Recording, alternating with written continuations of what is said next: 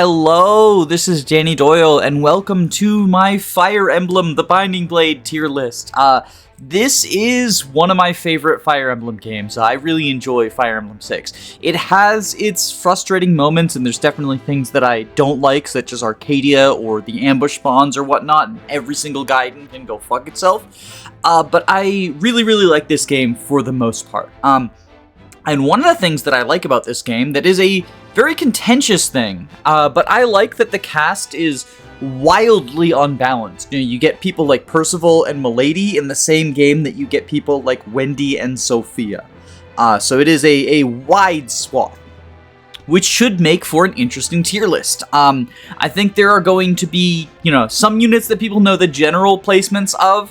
I don't think this will really have any, surprise, this unit is much better or worse than everyone thinks moments, but I do still think that it is an interesting game to talk about and interesting in the ways in which specific units end up being good or bad. For anyone who hasn't already, I would highly recommend checking out my video on the criteria that I use for these tier lists. It goes into detail talking about why I rank units the way that I do, and what criteria I count, what ones I don't, etc., etc. If you just want the SparkNotes version, what will be relevant for this list is that I rank units based on how much they help you to beat the game, how much easier they make the game if you use them, or how much harder they make the game if you use them in the sort of negative sense. There will definitely be some units who make the game harder if you use them. Now, you can beat Fire Emblem with any group of units, and Fire Emblem 6 is no exception to this. It is on the harder end of Fire Emblems. There are definitely games that are harder than it, but there are also a good deal that are easier than it. But even in a game of Fire Emblem 6's difficulty, you can use people from just the memes tier and eventually make your way through the game. That being said, you will have an easier time if you use people from the higher tiers, S through B and etc., etc. I recognize that it is subjective how much easier a unit makes the game, and I'm okay with that because I truly believe that all tier lists are subjective, even if you go into LTC or speedrun stuff. Any criteria that you use is going to have some degree of subjectivity, so I don't think that is a problem. So two other things that I factor in are availability and recruitment cost. Availability is simply how long someone is around. So someone who joins in Chapter 1 is available for the entire game, barring any special circumstances, and therefore they can contribute for every portion of the game if you want them to.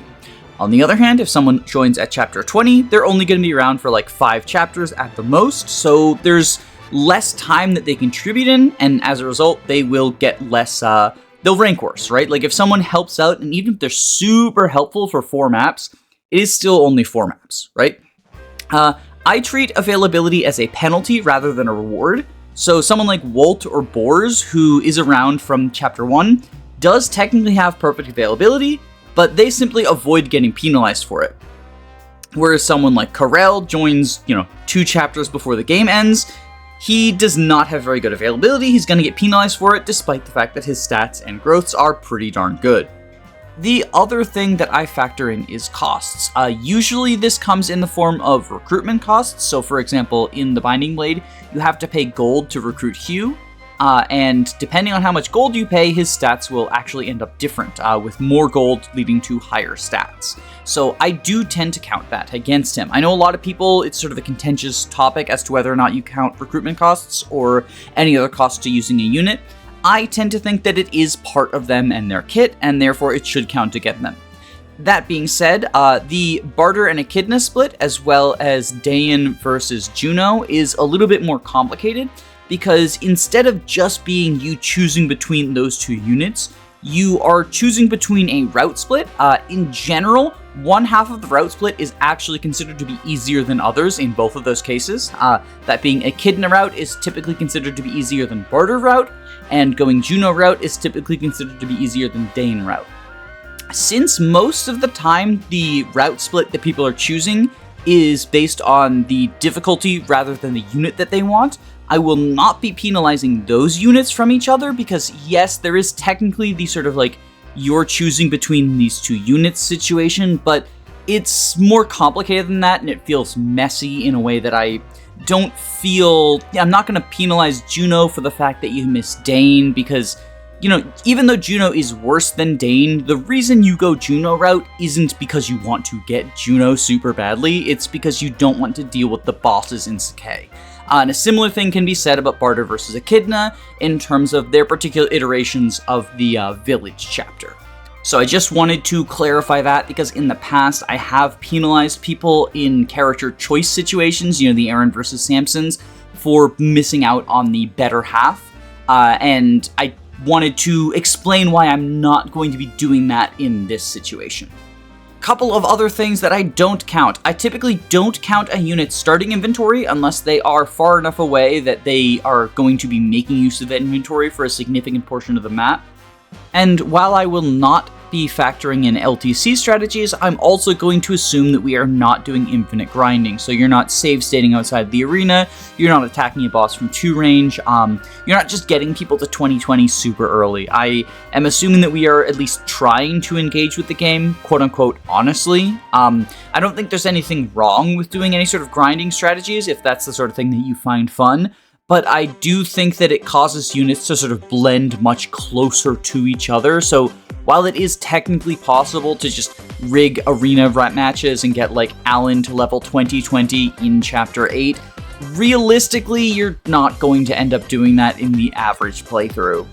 One last thing I wanted to touch upon is the characters of Larum and Elfin.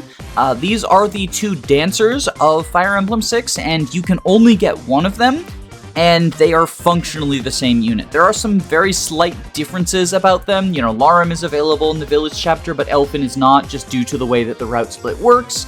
I think they have slightly different bases and growths, and they have different support pools from each other. You know, Larum can support Echidna, Elfin can support Percival. Both of them have some decent people to support, but I think that for the sake of just not having 2 slots in S tier filled up by functionally the same unit, I tend to consider Larum and Elfin a singular unit. They are not like Ninian and Nils, where they literally share a unit. In Fire Emblem 7, the 2 dancers, Ninian and Nils, are just quite literally the same unit. However, you can never have both of them at once in an unmodified ROM, and they fulfill the exact same function in the role with like very slight differences that I kind of don't care about. So as a result, I am not going to be tiering Larum, and Elfin is a stand-in for both characters. Alright, so going over the tiers, S tier is the best of the best. These are the units who you would feel their absence the most. They are as close as you can get to an essential unit. You can beat the game without them, but you will feel their absence. So this is going to be your extremely elite units. Very, very elite, very, very exclusive club. That being said, there's not enough of them to make up an entire team, so you're still going to want to dip into the A tier, which is where you get great long-term units or excellent short-term units. Units who are great long-term are someone who you almost always want to add to your team and drag along for the majority of the game, if not all the way until endgame.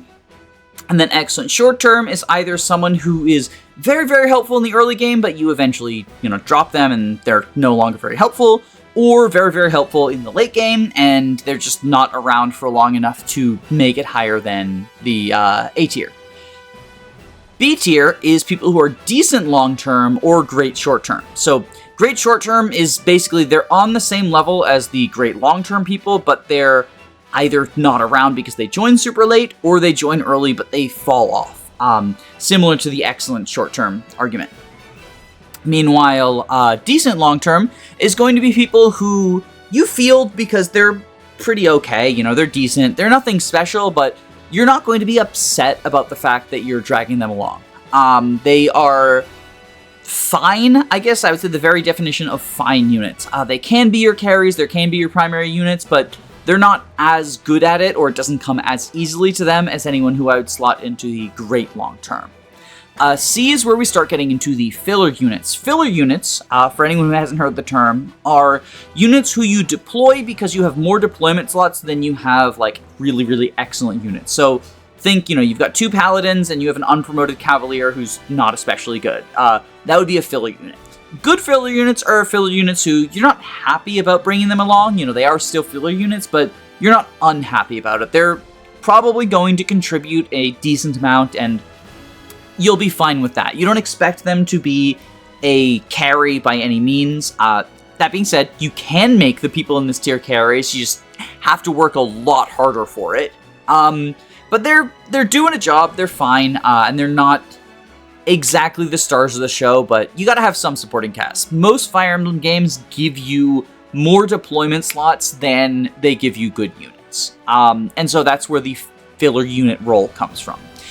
D is bad filler. Everything I said about filler units, but these are units that you are actively unhappy about the fact they're using them. You should have begrudgingly fielded them because you don't have anyone better, but like they are bad filler at the end of the day. You're not happy about it. They do have some undeniable utility that they can give you, but you're never happy about using bad filler units. And then, on the other hand, we get F tier, which is arguably worse than bad filler because, you know, they are worse units, but I tend to think that I'm happier with someone who is a meme than I am with someone who's in bad filler. You know, if someone is so bad that it's incredibly funny and meme-worthy just to use them, then that is a fun unit. You know, you think Meg from Radiant Dawn, or Liar from Radiant Dawn, a lot of Radiant Dawn characters. There's a lot of FE6 characters who would fall into this category as well. And while they are, you know, the worst of the worst, I have made 3 entire videos about how much I love bad units, so for me, it is a more damning tier to be put in bad filler than it is to be put in memes. That said, the memes units are, I mean, there's no real reason to use them other than the meme. It's weird because I feel like the units who are in memes tend to get used more than bad filler, but they are definitely worse. They're just also more fun. Okay, so starting out with Roy. Roy is the main character of the Binding Blade, so he's force deployed on every single map. It doesn't take up a deployment slot, but you don't have to use him, and a lot of people would say that you shouldn't use him. He is pretty commonly regarded as among the worst lords in the series. He's got 18 HP, 5 strength, 7 speed, 5 defense, 0 resistance, which isn't a huge deal, but it does mean that he doesn't even have, like, the niche of being able to attack mages, because 18 HP is not a lot of HP. He is consistently being 2 and 3 rounded, even from the start. And his growths are not phenomenal either. 25% defense growth, 40% strength growth, 40% speed growth. He has an 80% HP growth, but everyone has a good HP growth, and like a single point of HP does not actually make a huge difference in your bulk. Not dealing a bunch of damage. His accuracy is okay. He uses swords, which is the most accurate weapon type, and he has 5 skill, which is actually pretty bad, but a lot of that can be made up for with swords. Most of the hit that you get is from your weapons. And in particular, his personal weapon, the rapier, has 95 hit. It's a 5 might, effective against cavalry and armors. But mostly you're using it against cavalry because, like, you're not dealing much damage to armors. So it's a 5 might weapon that you can use against cavalry or armors, and it's got 95 hit. He also has 10 innate crit, which is pretty okay. It's not anything that you can, like, rely on, but it does occasionally get him the unreliable crit that he'll, like, oh, you killed this enemy that I expected to chip down. And that's good because Roy is mostly going to be doing attacks where you expect to chip down. He's not really a good investment project. Even though he is forced and he does have that personal weapon, his growths are just not great, and he can't promote until extremely late in the game. So even if you do hyper invest in him, like, he just ends up as a middling 5-move infantry unit, which is not super awesome.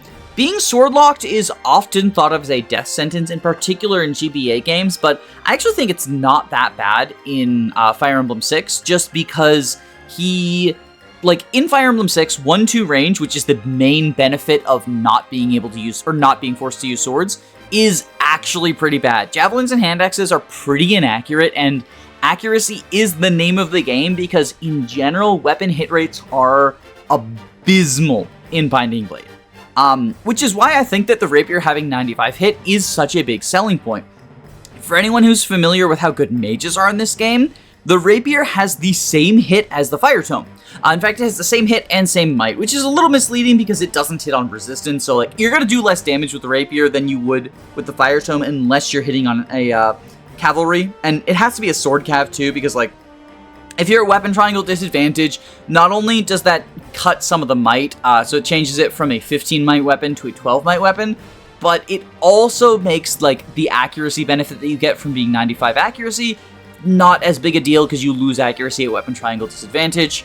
As a result, like, I tend to find that oftentimes using the rapier against nomads who do not take effective damage to it, I think because of programming oversight, only actual cavaliers take effective weapon damage from the rapier. Nomads do not. But I find that because nomads are super dodgy, using the rapier on them is often more productive than using it on actual cavalry, especially lance cavalry, because, like, who cares if you're not getting effective damage? You're hitting them. And hitting them and chipping them down is the important part. With all of that said, there is one other secret benefit that Reigh has, or not really secret, but less obvious on the surface benefit, and that is his fire affinity support and his pretty darn good list of possible support partners. So fire gives hit, crit, crit avoid, and attack, I believe. The important ones are your hit and attack, though. The other two don't super matter. Like, I guess the crit can be used for, like, crit rigging and LTCs, but when in terms of, like, a vanilla playthrough, quote unquote, it's really just the hit and crit. But he has a very good support list as well. He can do both Christmas Calves and Marcus. He can also do Wolt, which is not a big deal, but Cecelia is good, Sue is okay, and Shanna is a phenomenal support candidate. And then most crucially, he actually has a nearly instantaneous support with Lilina, who is a unit we'll talk about later in the list, but they are in this interesting situation where normally supports take an extremely long time to build up, and a lot of people end up, as a result, doing sort of support abusing, you know, hitting end turn while you're ready to seize the throne just to build support ranks. But Lilina makes it so that you don't have to do that, at least for the C support, which will give, you know, a slight benefit in terms of the extra might and the extra hit. With all of that being said, based on the fact that in the early game, he's one of your more reliable chip bots, when you have a lot of people who need to chip, because in the early game, you're like 2 or 3 hit KOing these enemies. Like, you have multiple people ganging up on a single enemy. It's a little bit dire. So having a reliable chip bot, even if he has low HP and needs healing in between chips, I think that's mostly fine because a lot of other people do as well. Between the supports that he offers people, and between the fact that he can do that chip more accurately than anyone else with the rapier, and with the potential boost to his own hit from fire support, I think he's going to end up in C tier, which is good filler. So I think that is a good place for him. I know that's probably a little bit contentious, because I know that, you know, Reigh is dunked on as, like, being an incredibly bad unit, but I think he's very, very slept on. I think he's very slept on. This is not me saying he's sort of good or anything. I don't think you should invest in him, but I think he contributes in very subtle ways, especially in the early game. So, next up we have Marcus, the grizzled veteran who helped Eliwood through Fire Emblem 7. And now he's here to help Reigh through Fire Emblem 6, and god damn does he help Reigh. So his base stats, he has 32 HP, 9 strength, 14 skill, 11 speed, 10 luck, 9 defense, 8 resistance, and 8 movement because he starts out as a paladin. Also inherent to the paladin is he gets Canto, and he gets access to all 3 weapons in the weapon triangle. So he can use swords, lances, and axes. I mentioned that 1-2 range is not super great in Fire Emblem 6, and I believe that, but having access to it is undeniably nice, like it's a good option. The bigger thing that I think comes from the fact he has all 3 weapon types is he can manipulate the weapon triangle both to increase his damage output and to increase his bulk. He's already the strongest and bulkiest unit in Chapter 1, but even when you start getting other early game units who statistically compete with him in one area and another, he can beat them in the other area. So for example, Deick shows up and he has 1 less point of speed than Marcus and equal strength, but he is much less bulky. He has 3 less points of defense, and he's got 26 attack to Marcus's HP to Marcus's 32. So Deick is not going to be able to frontline as well, and since he can't manipulate the weapon triangle, at least until promotion, he is always going to take more damage from lance enemies, right? Marcus can take an axe if he needs to against the soldiers and cavaliers of the early game. You get Rutger in Chapter 14. Or Chapter 4, not 14. I mean, 14's not the early game. But you get Rutger in Chapter 4, and he has 15 speed and 9 attack, so he is actually offensively better than Marcus, arguably, at least with, iron weapons, right? But Marcus has 9 defense compared to Rutger's 6 defense. Marcus has 32 HP compared to Rutger's 26 HP. Rutger can't manipulate the weapon triangle. Rutger's not going to be as good at frontlining. He can delete problematic enemies, and he can frontline a little bit. He can take a few hits, but Marcus can take more. Marcus also has more movement, so we can get to the front line easier. And Marcus can use his different weapons to make sure he always has the advantage over the enemy. There's also the argument that Marcus can just use the Silver Lance to deal more damage offensively than a Deick or Rutger would, even if they are going against someone who you don't care about them being countered, right? Like the bulk isn't a big deal, it's just the offenses. Well, the best way to deal with bosses in the early game is to Silver Lance them with Marcus. That increases his offenses to the point where, yeah, who cares if Rutger's faster and can double? Marcus just deals more damage. With all of that being said, Marcus does have pretty abysmal growths. 25 strength and 25 speed are the high points there, right? He is not going to be gaining stats that you care about on a frequent basis. And eventually the other units will eclipse him. But he sticks around for a lot longer than you would expect. He goes from the role of being your best combat unit for the first 8 chapters, I would say, to suddenly, he's not your best combat unit anymore in the Western Isles, but he can still be a filler unit. And I think that if you are the best unit for arguably the hardest portion of the game, and then you move to the filler paladin role for probably the next third of the game, you've stuck around for 2/3 of the game. You've been near essential for the hardest portion of the game, including Chapter 7, where, with a speed proc, Marcus can double the wyverns in Chapter 7, and that becomes the easiest way to deal with them, either with the Silver Lance or with, the Killer Axe, or the Killing Edge if you train his sword rank, to just rely on killing these wyverns with this incredibly strong, incredibly fast paladin. If you train his axe rank, then he can use the halberd in Chapter 4 to deal with these incredibly scary cavaliers that you have to deal with. He has the tools for every early game situation that you care about, and then when he does eventually get eclipsed by, your trained cavaliers, by your flyers, he's still fine as a filler unit. He can do filler combat for a significant portion of time, and then he can just do 8-move rescue dropping stuff. Marcus is just phenomenal.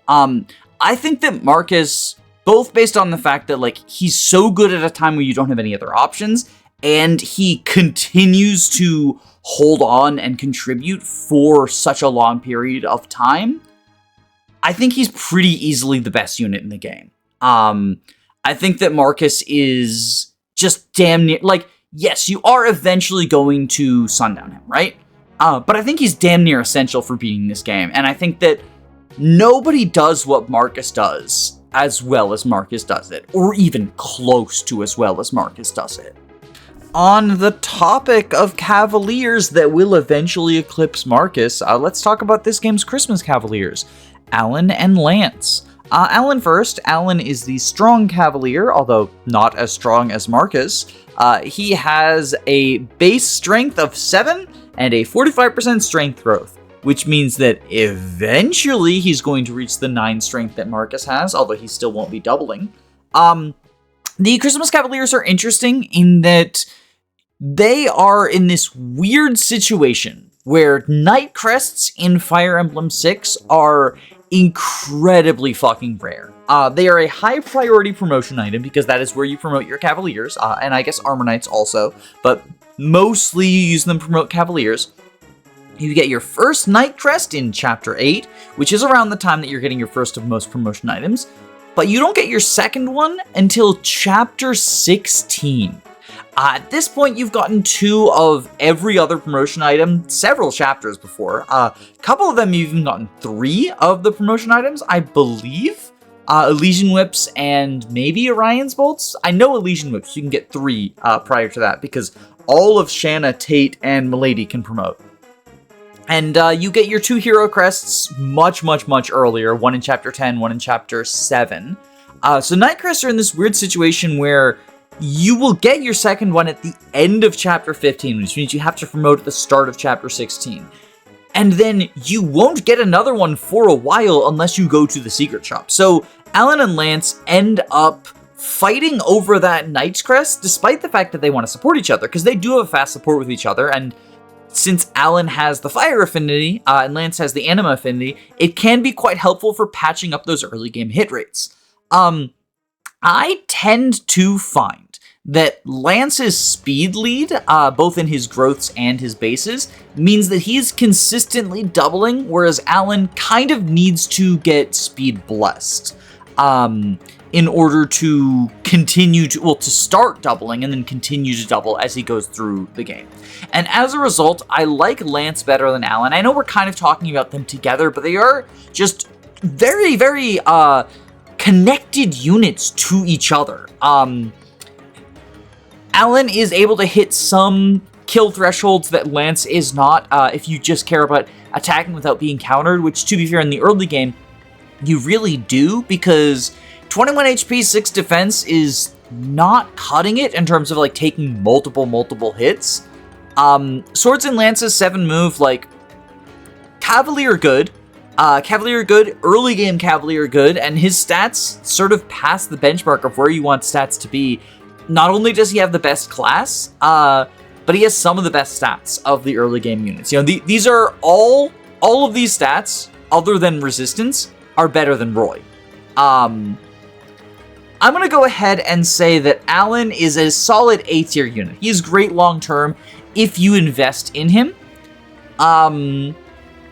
Basically everything I said about him also applies to Lance, down to the point where they're fighting over that Night Crest.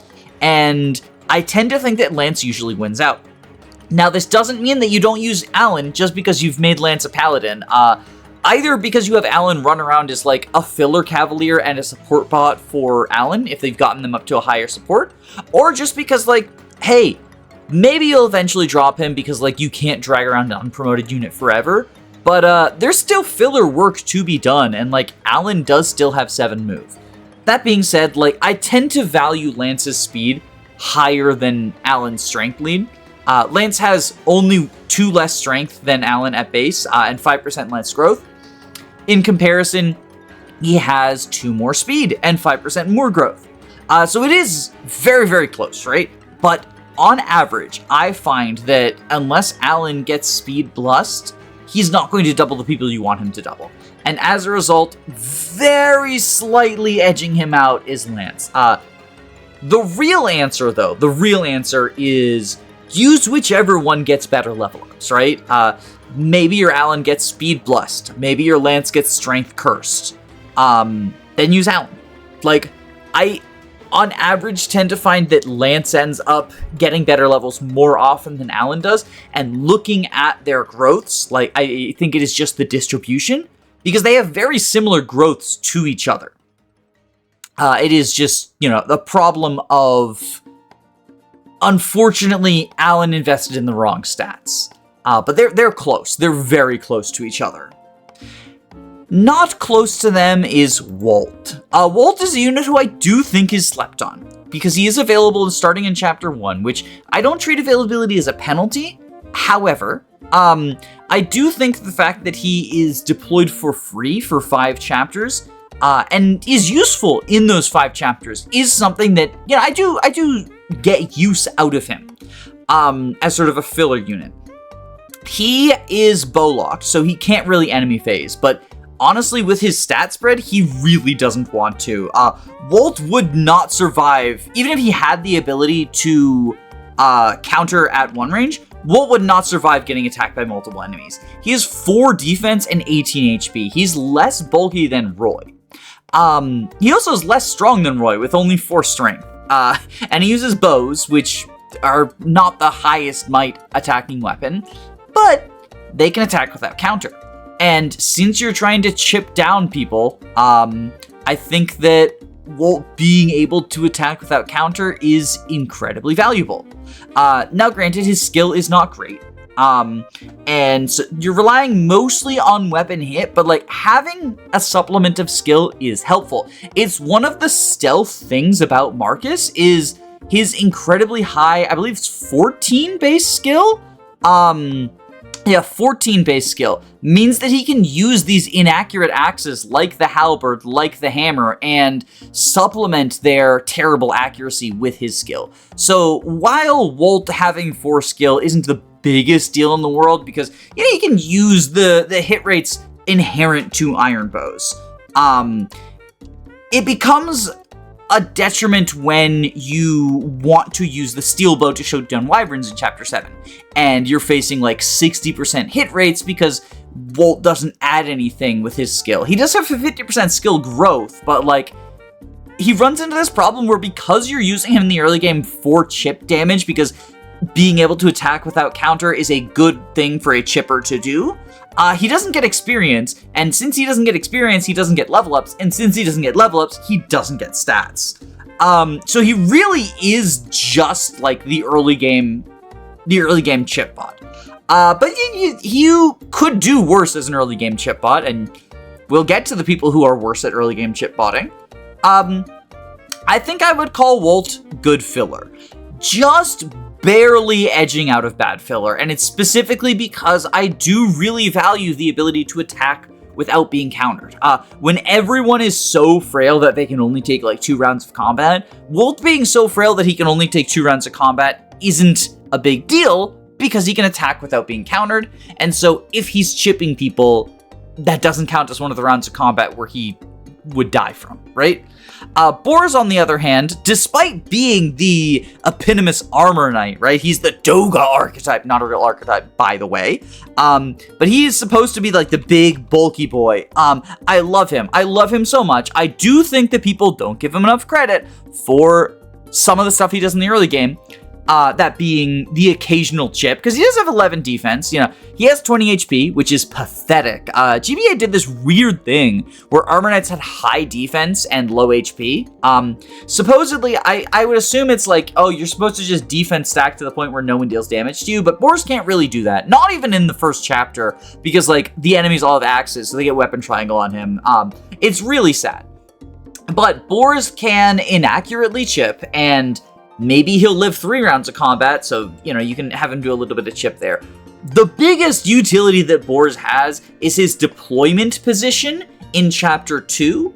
Allows him to drop Marcus. If you rescue Marcus with one of the Christmas Cavaliers, Bors can drop him onto the fort, and this is incredibly useful because, if you put Marcus on the fort, not only does that mean Marcus has the fort as his advantage, like to enemy phase the soldiers, it also means the soldiers don't get to take the fort. Because if a soldier takes the fort at the beginning of Chapter 2, they're actually really difficult to kill. And since your forces are split with Deick and his mercenaries showing up on the right-hand side of the map, you do want to aggressively charge over there to reunite not reunite, but like to unite with them.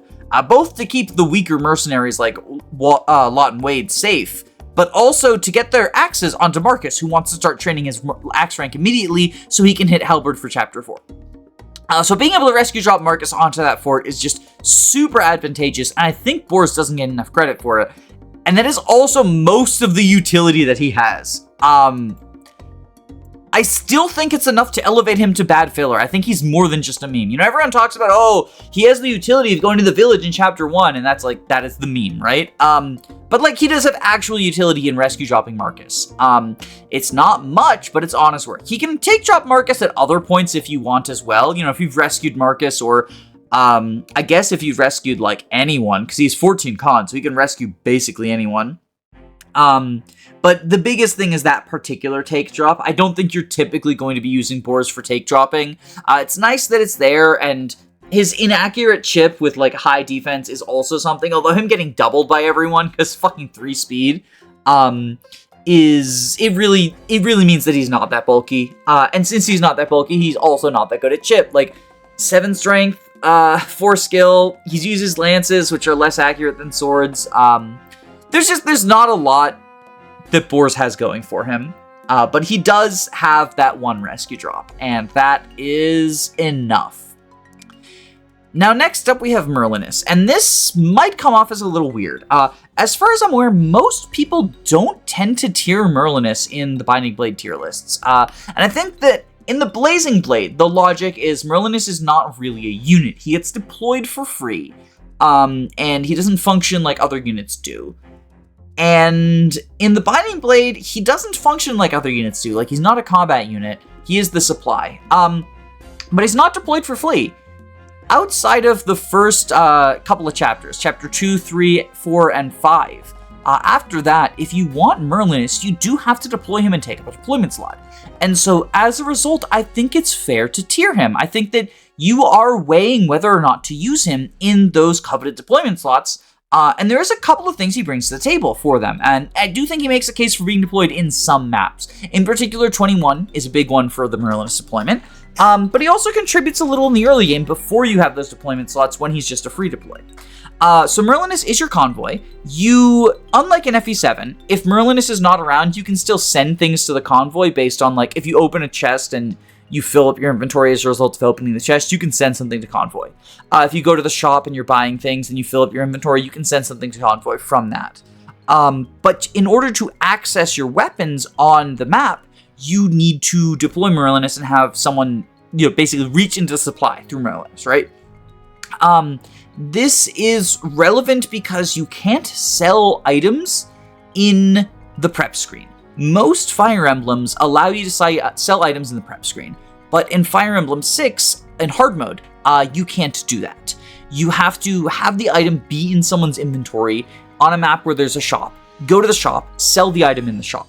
And this means that unless the shop is near the starting position, you're going to have someone dragging around basically a dead item in their inventory throughout the entire map in order to sell something. If there's gems that you want to sell, they're going to drag basically an empty inventory slot for each gem to the shop to sell them.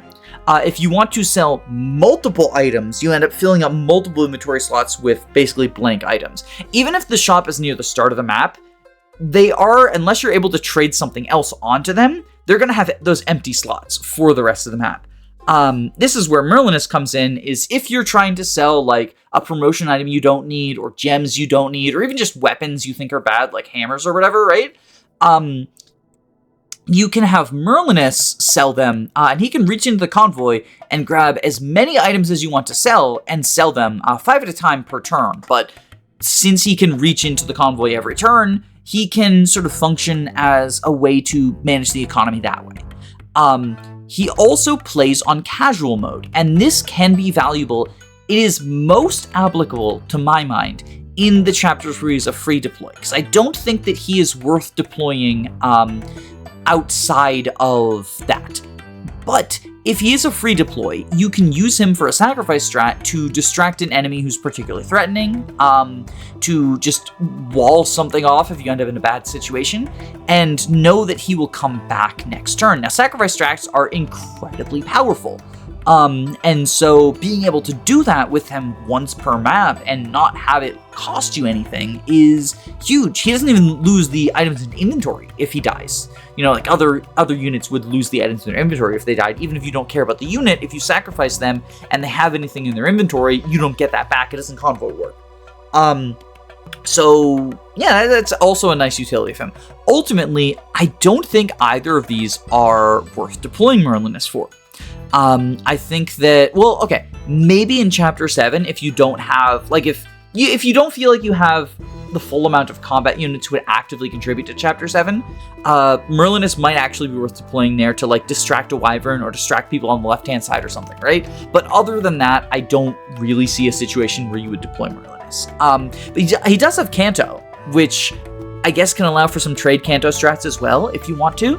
Ultimately, these are all incredibly niche things, but I do think it is worth, evaluating him compared to other units, since he is very technically fighting over deployment slots with them.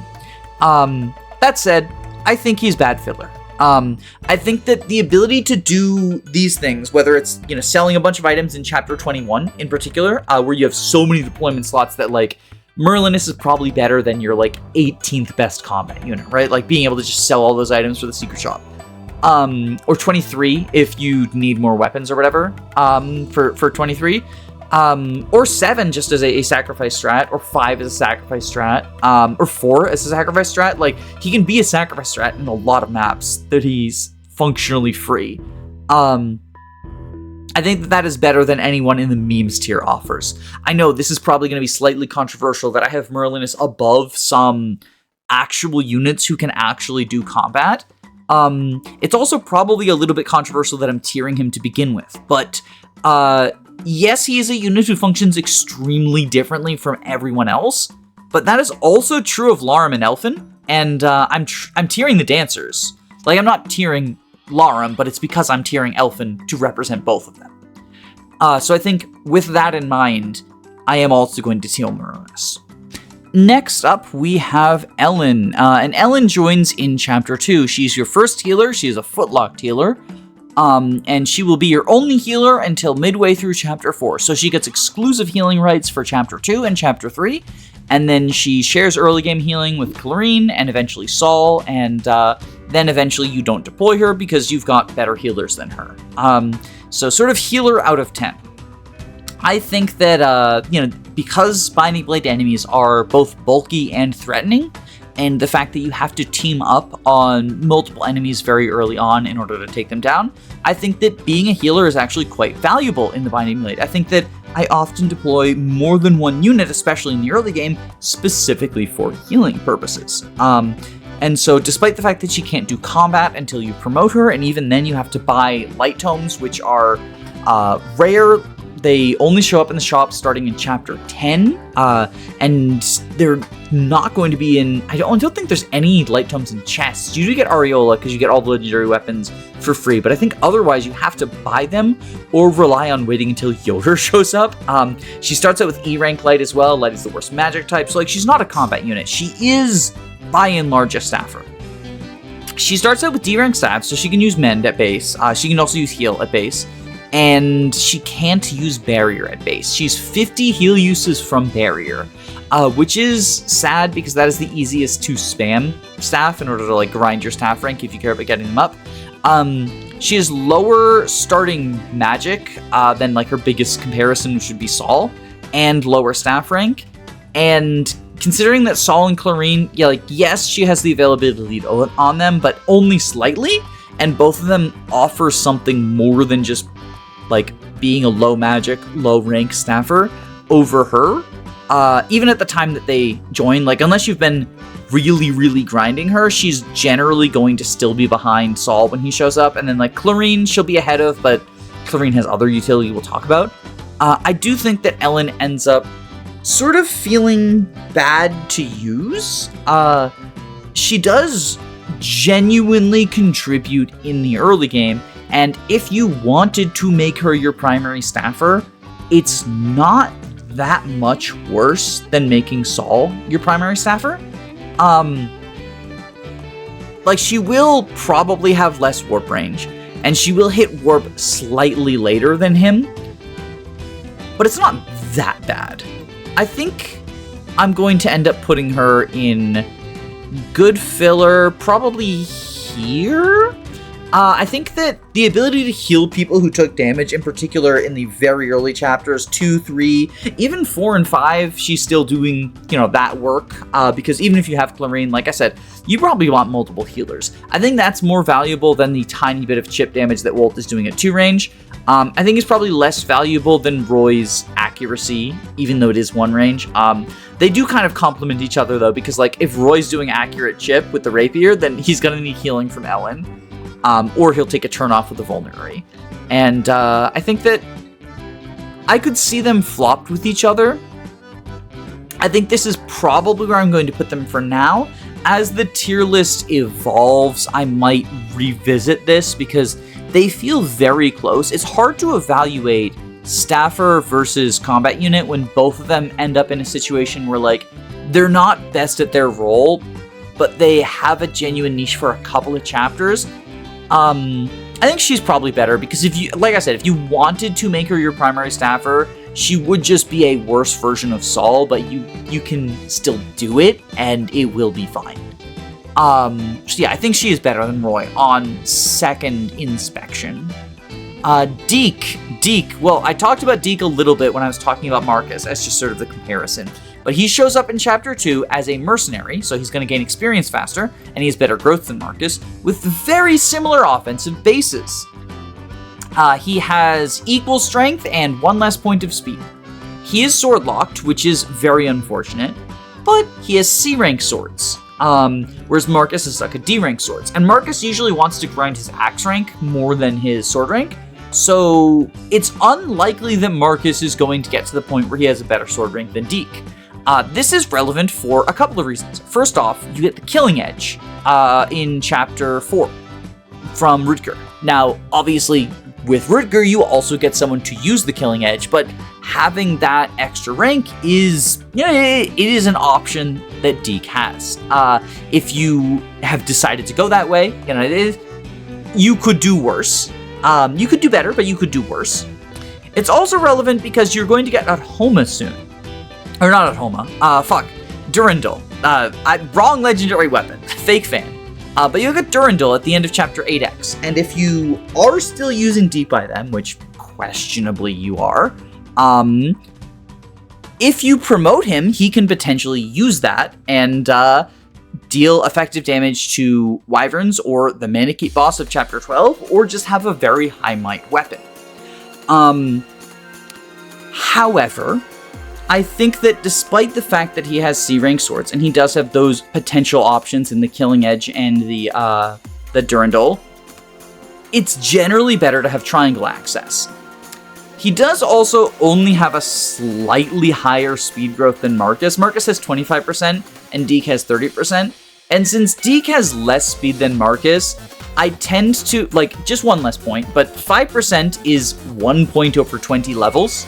So they're close to the same speed tier throughout their journey. Even if Deick is leveling more, they're close to the same speed tier. Like, their speed growths and speed bases are close enough that I don't think Deick is noticeably faster than Marcus at any point in the game. As a result, when Marcus's speed tends to not be good enough, Deick's speed also tends to not be good enough, and he can't lean on his bulk like Marcus can. Because Deick's bulk he's got 6 defense, 26 HP. And he can't manipulate that at all with Triangle unless you give him the first Hero Crest, which it's less competed over than the Knight Crests, but there are quite a few Hero Crest users, and several of them are just noticeably better than Deick. As a result, I think Deick often does not end up becoming a long-term member of the squad. He is still very good short-term. I would say he is great short-term.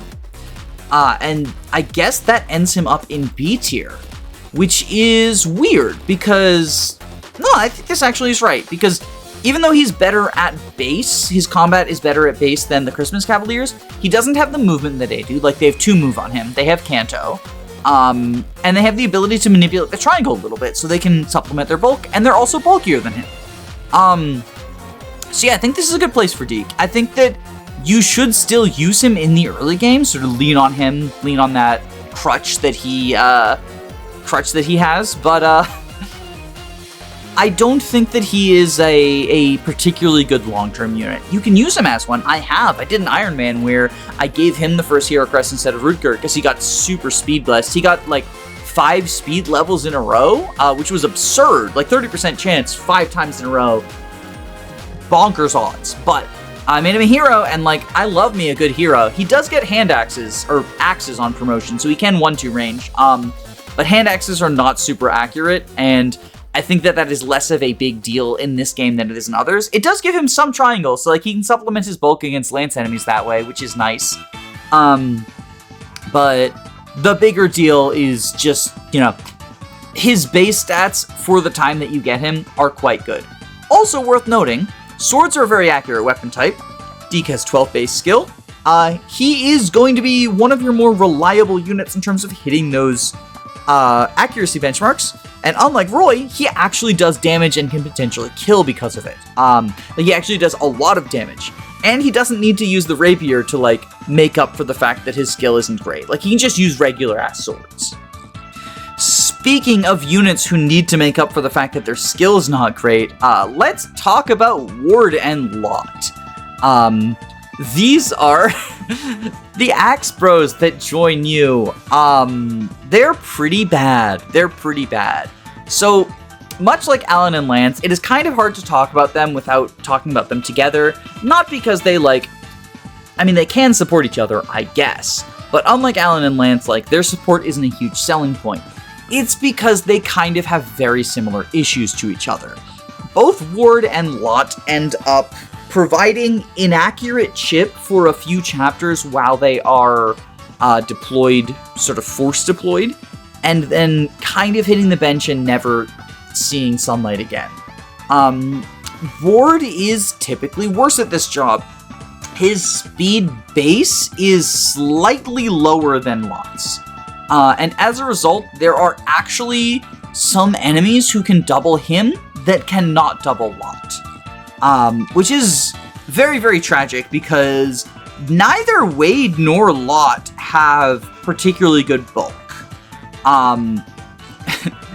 Having the two less speed means that soldiers aren't going to double him, but there are going to be cavaliers that double him that don't double Lot. There are going to be, I think it's mostly going to be that, because nomads will double them both. Mercs will probably double them both. There might be some soldiers who Wade cannot double, but Lot can double. But yeah, it's not a great situation for Wade. Additionally, Wade has less skill than Lot, and so as a result, he's going to hit less often. Now, most of your hit comes from weapon hit, right? So it's not as big a deal as you would think, but it is just another slight edge that Lot has on Wade. What Wade has over Lot is he's supposed to be the growths guy, right? So it's kind of like Dorcas versus Bartre, right? Wade will eventually, theoretically, equip Lot. He has a better skill growth, he has better strength growth, he actually has an extra point of strength at base, but I don't think that's actually relevant for any, significant benchmarks. Yeah, Wade is not very good. I would put him in the camp of bad filler. Probably worse than Boars, honestly, because Boars can do, the bad chip stuff, but he also gets that rescue job utility. Lot is right there in between them. Basically, everything I said about Wade also applies to Lot. Lot has one less point of strength, but has better skill and better speed, and those both matter when it comes to the inaccurate chip bot. These guys are best served by handing their axes over to Marcus so he can grind his axe rank and he can fight the soldiers and they can just sort of be there. I do sometimes have them, do some chip stuff, right? And I like warriors. I really like warriors. It's a fun class, but they're just so disappointing. As much as I love Lot, and I've trained Lot in several playthroughs, Lot is a fun warrior, right? The Lot over Wade thing, I feel like people exaggerate the difference between them. They are very fucking close to each other. They are very, very close to each other. It is practically the same unit, but in the ways in which they differ, Lot is just better than Wade in the ones that matter. The advantages Wade has over Lot are just kind of They're just not super helpful. If you do want to invest in someone for the long term, theoretically, Wade would be a better long-term warrior, because he does have a 20% attack growth, or strength growth over Lot, but he also has less speed growth, so it is sort of a trade-off. I tend to think that neither of them are going to get to the point where their speed is, like, actually good. And in that case, I'd kind of rather take the significant strength growth trade-off. But, yeah, I don't think you want to invest neither of them. Neither of them are particularly good training projects. Unlike Shanna, who is a very good training project. So Shanna's your first flyer. Her bases are not great, and her growth's honestly not great either. Like, it's with 30% strength growth, I believe. Well, I say her bases are not great. It is mostly her strength that is not great at base. She has 4 strength at base. And she's also locked to D-rank lances, so she can't even use, like, killers to supplement that, right? But she's 50 attacks away from it. 30% strength growth is not great, but 12 speed means that not only is no one going to be doubling her, but she's going to be doubling a lot of people. And 60% speed growth means that she's going to consistently hit the speed benchmarks you want. She can supplement her poor strength through good weapons, that being the Killer Lance, that being the Silver Lance when you get to it. She's only 150 attacks away from that. If you continue to use her, continue to train her, then she will get to the point where her combat is passable. It's never going to be phenomenal, but her combat is passable. Honestly, I think the biggest thing is getting to Killer Lance time, which is the case for a lot of units. Once she hits Killer Lances, and you need to get Killer Lances, they come a little bit later than you would like for her, or Silvers, which it's going to take some time to get those too. She can make up for her pitiful strength by using better weapons. However, even if you don't want to use her as a combat unit, Shanna is still incredibly useful as the first flyer. Like, Marcus is very good at getting around the battlefield. Deick, less so. Rutger, who's another unit you're going to want to get places to do combat, less so. Zealot, just as good at getting around the battlefield as Marcus. But Shanna's better than any of them getting around the battlefield. And she can rescue drop people to destinations that they either wouldn't be able to reach or wouldn't be able to reach as soon.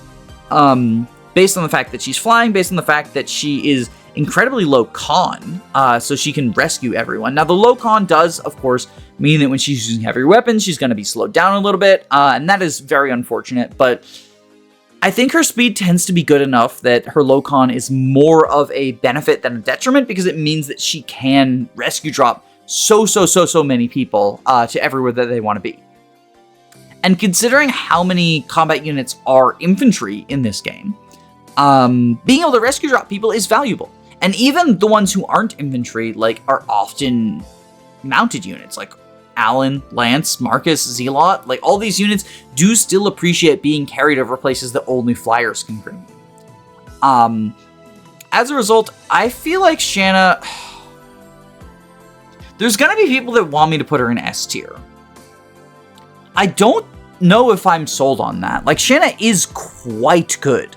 Shanna is quite good. But she does require quite a bit of babying. She does require quite a bit of babying if you want to use her as a combat unit. And even then, her combat, it's weird. She gets to the point where, like, her combat is good enough, but not great. And then Milady shows up, and she's like, hey, my combat is actually great, and I'm a flyer. And, like, yes, you can just use both, but she ends up being this unit who you train to take the filler role more than anything. And that does not feel like the best of the best.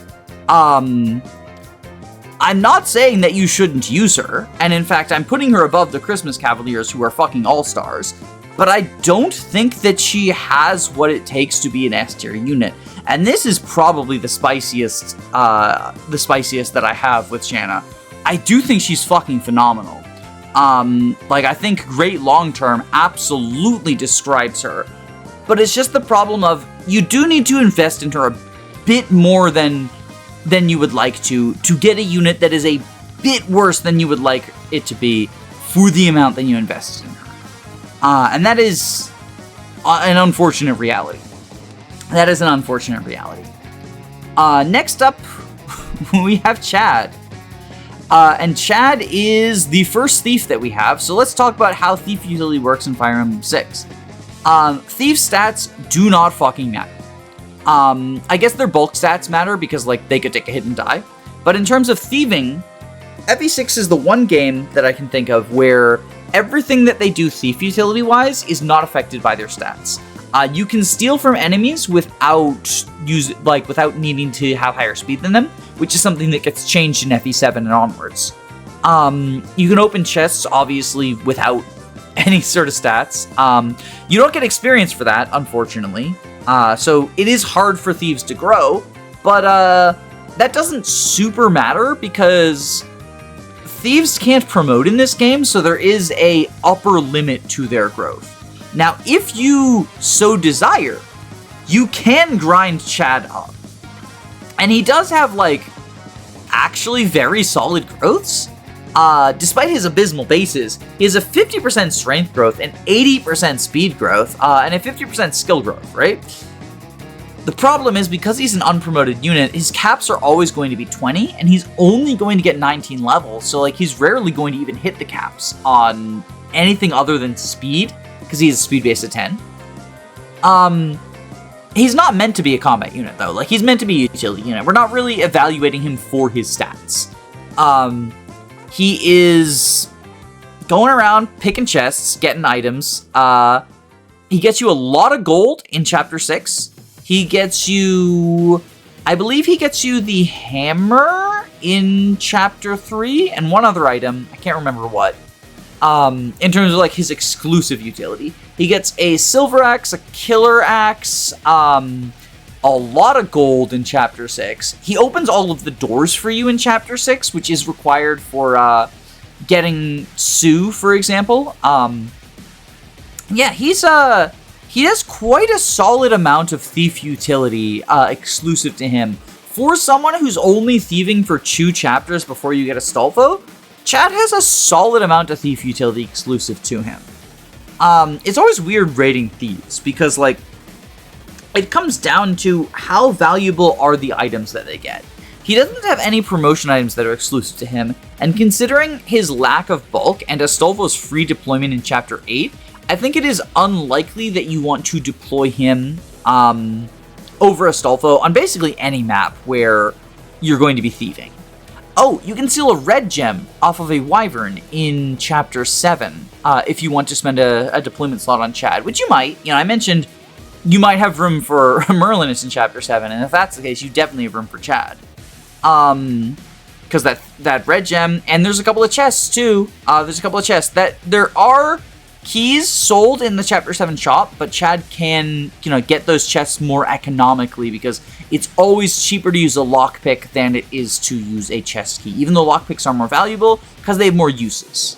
I think that being the earliest thief, having quite a few exclusive items to himself, I'm going to put him in good filler, like, here-ish. I think he's worse than Roy, but probably the items that he gets you are more valuable than Wolt's chip. This is, like, rating thieves is always the most subjective part of tier lists because, like, they're on a parallel scale to everyone else, right?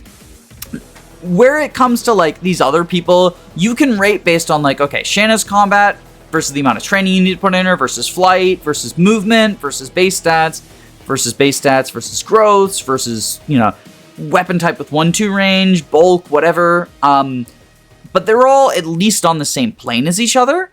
Chad is, like, in a whole other dimension. Thief utility is just not comparable, so it is just super subjective. But this is, I think this feels right. This feels right to me. Next up, we have Lugh, and I've been talking about how frail a lot of units in your army is, and Lugh is even frailer. He has 16 HP and 3 defense, but that's pretty standard fare for mages. He's not supposed to be enemy phasing a bunch of units, unless you're relying on him dodging, like you put him in terrain and you rely on his high speed or something, right? No, Lugh is a player phase unit. He uses magic, so he targets resistance, and this inherently makes him deal more damage to most enemies, because Usually enemy defense is higher than resistance with some exceptions. In particular, like bosses will often have really high resistance, but standard enemies usually do not. Additionally, fire, which is going to be Lugh's primary attacking tome, is the most accurate weapon in the game. At 95 accuracy, it ties the rapier, but you can use it with any mage, and because it hits on resistance, it tends to be just better. Because it has the same might as the rapier. It doesn't have the inbuilt critical, but like the inbuilt critical isn't really why the rapier is good. So 5 might, 1-2 range, 95 accuracy, like very, very good. Lugh is not going to be missing anytime soon. Unfortunately, he has a base magic stat of 4, which is, it's not the best. You know, I did penalize Shanna for having 4 strength. And I feel like Lugh, having the same offensive stat a chapter later, is not looking great either.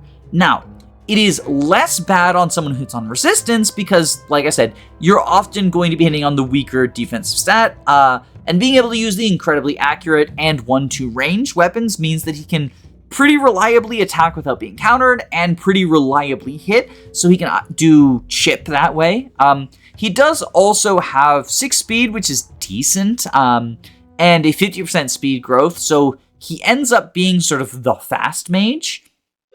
I think the biggest thing is the accuracy offered by fire tomes, especially in the early game where you really lack the tools for accuracy, that being, supports haven't been built up yet, that being, you just don't have as many super accurate units, you don't have people who can use, like, the killer weapons, you don't have the killer weapons. Being able to hit on resistance, being able to hit pretty accurately is very nice for him. It does suck that he really, he falls over to a stiff breeze. It does suck that, his base magic is not great, and 40% magic growth is actually pretty decent. If you continue to train him, he will end up as a competent unit if you use him long term. One might even say a decent unit if you use him long term. I think Lugh is a pretty good choice to train and invest in. You can do better, but you can do worse. I think that he is solid. When you promote him, he gets E-rank staves as well, so if his combat's not working out, but you still want him on your team for whatever reason, he can be a staffer. He's never going to be a great staffer because it's going to take a while for him to get to things like Physic and Warp. In fact, I say a while, he's never getting them. Unless you early promote him and then exclusively grind his staffing, he's never getting those staffs. But it doesn't super matter because he's built to be a combat unit. The biggest thing that he offers is his early game, but you can train him up long term as well, and he'll be decent. You won't be unhappy that you have someone who can use 95 accuracy animatomes. Speaking of salves and being okay at staffing, we have Clarine, and she's pretty okay at staffing. Clarine is like Ellen, but on a horse, and 2 chapters later. Now, I talked about Ellen being, a decent staffer for the early game, yada, yada, yada. That sort of ends her up in good filler, right? Clarine is going to have worse magic because the trade-off for being on a horse is, your stats get nerfed. She shows up a couple of chapters later, but she's on a horse. And being on a horse is very good in GBA. It means she can participate in rescue drops. It means she can keep up with the mounted units much more easily. She doesn't need to be rescue dropped herself in order to keep up with them. It means that she has Canto, so if you want to do Canto trades or, the rescue dropping with Cantoing, she can do that. It means that you're not going to have to worry about slowing down your army full of flyers and cavalry so that your healer can keep up. She's just able to stay near the front lines with them. I think is she an A tier unit? Because there's a lot that she offers. Her low constitution, meaning she's 5 constitution, so just 1 more than Shanna, means that she is an incredibly effective rescue dropper for any sort of like heavy units that you want to carry around. Whether that be someone you gave the body ring to increase their speed, or like Gonzalez is pretty heavy. There's a couple of heavy units you want to use. Unfortunately, she can't rescue Barth because like no one can fucking rescue Barth. But yeah, I think Clarine is probably an A tier unit. I think that is the difference that a horse makes. Yes, she has worse magic. Like 2 base magic is pretty sad.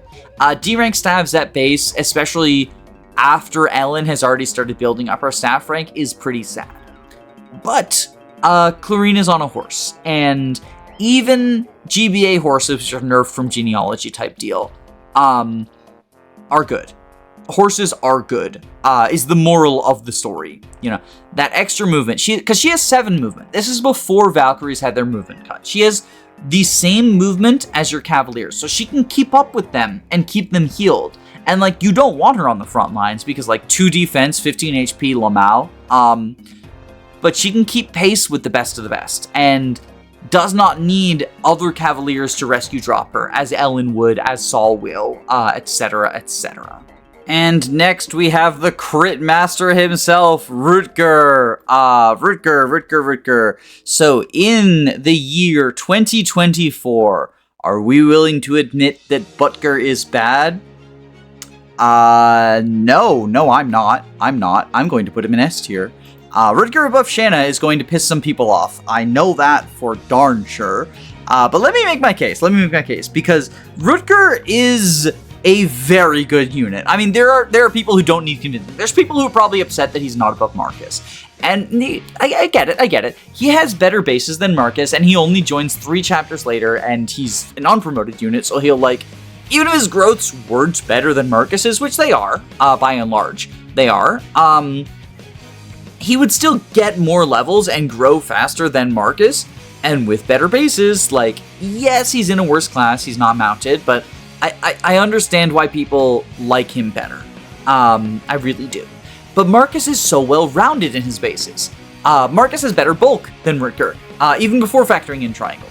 Rutger having 9 attack and 15 speed means he will double a good number of enemies that Marcus does not. He doubles basically everyone, at least at base. Like, initially he doubles basically everyone. There's probably a few enemies that he doesn't double, but for the most part, he doubles basically everyone. Yes, he has to take a counter if he's getting doubled, and that does certainly not help with the bulk situation. You know, it's 6 defense is not a lot of defense, and 26 HP, it's respectable, but you wish it was higher. But he is kind of a delete button. You know, if there's an enemy that you absolutely want dead, you can use the killing edge on it, and he'll double the killing edge, and he'll probably kill without a crit, and definitely kill with a crit. I mean, he'll kill in 1 hit with the crit. Now, obviously, Marcus has the Silver Lance as his delete button. But if they're both doing day-to-day combat, Rutger is slightly better at it from an offense perspective, at least. If they're using iron weapons, you know, if they're both using iron swords, which is the best iron weapon for both of them to use, I will maintain, then Rutger is able to do more damage, because he's able to double more often, and he has the same strength. He's also going to grow better, and he's a better long-term unit. He's also the most accurate unit. Like 14 skill, yes, they have the same base skill, which is, again, a huge amount of Marcus's utilities, the huge skill allowing him to make up for weapon detriments, or stack on top of swords for extremely high accuracy. But Rutger has a 60% skill growth. So while Marcus's skill is not going to keep up with Enemy of Void as Enemy of Void goes up, Rutger's will. And Rutger will be your best boss killer. Yes, you know, that's the thing people love to give him credit for, is he's your best boss killer because thrones are not super accurate, or thrones give a lot of avoid, and so anyone attacking bosses is not super accurate. But he'll also just be your best day-to-day killer because, yes, thrones give a lot of avoid, and that is a big reason why why Rutger is really good at killing bosses, with his incredibly high skill and incredibly accurate weapons, and the ability to gain skill off of supports as well. Because he's the Dark Affinity, so he gets hit and crit off of the supports. But also, I think it's hit, crit, crit avoid, and avoid, right? But the big ones are hit and crit. Like the offensive buffs are much better than the defensive ones. Because usually they'll just attack the weaker unit if you're relying on supports for defensive stuff, and so it just becomes tricky. But yeah, his accuracy, both from supports and just inherently very high skill and inherently using the best weapon type for being accurate, is useful even outside of bosses. Like, other enemies have avoid stats, and you're regularly facing 60 and 70% with other enemies, with other units, rather. Rutger is incredibly accurate. Now, he's worse than Marcus, because the movement, because Marcus has the Silver Lance, because Marcus is just, he's able to do so many things that Rutger is not able to do in the early game, and then he smoothly transitions into that filler paladin role, right? He is going to be able to rescue drop Rutger places if you're using Rutger long term. He's going to be able to continue to do filler combat while Rutger does primary combat or whatever, right? Marcus is just so centralizing of a unit, but I do still think Rutger, I wouldn't say he gives him a run for his money, but he's sort of like Rutger is, he's here and he's ready to do work and ready to show you that Swordmasters aren't bad, at least in Fire Emblem 6. That being said, like, I understand the issues with him. I understand that his combat is, it's I wouldn't say it's replicable, because again, he joins at base with 9 attack and 15 speed at a time where your other units are really, really struggling to do good damage. Are really struggling to, you know, you're having 3 people team up to kill a single enemy for the most part. Deick and Marcus are the exception, not the rule, right? So Rutger joining that squad and being just sort of not just the third member of it, but like, I mean, he's better than Deick at that point, is a very valuable thing. And I understand that, like, if you train Shanna, she becomes a little bit worse than him at combat, but like, she's got the extra movement and flight and there's whatnot.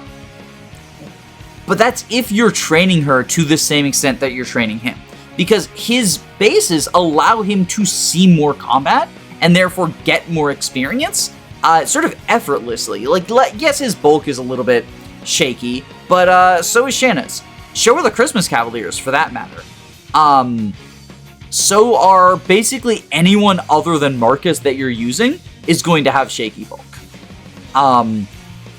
So, like, the fact that he can delete people more easily than they can, I think gets him more of that experience pie just sort of naturally, and gives him that sort of level advantage for the most part. And as a result, like, them being at the same level and Shanna being, like, only slightly worse than him, because his growths are not phenomenal. Like, 30% growth in strength, he's really leaning on those bases to do the damage that he deals. His speed growth is very good, but, like, the same is true of Shanna. And, like, the Cavaliers, like, will eventually catch up to him strength-wise and eclipse him strength-wise, if you're, you know, training them all equally, but just that early game utility is very, very good. That boss killing utility, it keeps up. Just the reliability that he offers you at all points in the game is nigh irreplaceable. Next, we have Saul. And Saul, I talked about him a little bit when I talked about Ellen, but Saul is the next staffer that you get. He's footlocked, just like Ellen, so not as good as Clarine in terms of, like, his movement and stuff, but he has higher magic stat and magic growth than both of them. And he is the higher starting staff rank than both of them, starting at C rank staffs, which means that he is only 100 weapon experience away from getting warp, which is sort of the big benchmark for staffers. But he's also only 15 weapon experience away from getting physic, which is another very good benchmark for staffers. And he has barrier at base, barrier being a C rank staff. So if you care about spamming your barriers to purely get staff rank, Saul's the guy to do it with, because he can do it for free. If you also care about using barrier to deal with mages, because there's some mages in Chapter 8, which is right after you get your first barrier staff. I think the only barrier staff in the game, actually, is the Chapter 7 one. you can use Saul to do that. If you want to heal people up or mend people up, like, his higher magic means that he technically heals more, although I don't think the magic staff on staffers really matters. The bigger thing is that he's much closer to warp, and he's going to have a better warp better warp range based on his higher magic. Saul is probably the best warper in the game. Like, there are a couple of other units who are better at it when they're around, but because Saul is around for longer, and he can be a warper on a couple of other important warp chapters, or what I would consider important warp chapters, that being the Water Temple, the Pillars of Light, a couple of the Ilium maps before you get Nime. He can be a warper in chapter 15 to get you over the mountains if you want to. He can be a warper in 16 to help deal with the Purge. This is a very solid unit. I think he ends up probably just under Clarine. A lot of what I said about Ellen applies to him in that, like, you do still want staffer, and, like, all the staffing stuff is beneficial. And he just sort of slots in and takes Ellen's place. You can use her and she'll be a slightly worse version of Saul, just because she's, like, slightly behind him at the time he joins, I find, usually. Because 50 staff uses is a lot to catch up, even over the course of 4 chapters, right? It's 50 turns minimum, and that's if you're using a staff every turn, if you have an action to use a staff with every turn, which you don't always, especially not without, like, barrier and stuff, right? And the same with, like, his magic lead over hers is usually not going to be eclipsed just based on the slow experience that you get from staffing. But yeah, Saul is quite good specifically as a staffer. I don't really think that the light magic is great. But staffing is good. Next up is Dorothy, and Dorothy is the second archer you get, and she has a point of strength over Wolt and is basically identical to him otherwise. And she joins in chapter 6. Wolt is mainly in C tier because of the chapters where he's deployed for free, and you take advantage of the fact that he can shoot people and chip them for a little bit. Dorothy doesn't get those. She gets chapter 6, which is a very easy chapter for free. And then if you want to use her to shoot down wyverns, she can have, like, 70 accuracy to do, like, a third of a wyvern's HP bar. That's not very good. Like, you probably still deploy her for chapter 7. You probably deploy at least 2 bow users for chapter 7, right? And so you've got Wolt, Sue, and Dorothy to choose from, and, like, 2 out of 3. Maybe you use all 3 if your team's desperate enough, but you're probably going to use at least 2 of them. She has good odds of being one of the 2. It's still not great. Like, shooting down the wyverns in chapter 7, it is easier to deal with them with Marcus with the Silver Lance, or Rutger with the Killing Edge, or Zealot with the Silver Edge, or Silver Lance, than it is to use the bow people to deal with them. Because, like, they're not going to have the accuracy or the damage, even with effective damage, to deal with those wyverns. As a result, like, Dorothy lacking the big thing that elevates Wolt, I think she ends up here, honestly. I think I like her less than... No, I don't like her less than Lonwade. I like her less than Bors, but I don't like her less than Lonwade. Like, that's too cruel. She didn't do that much wrong.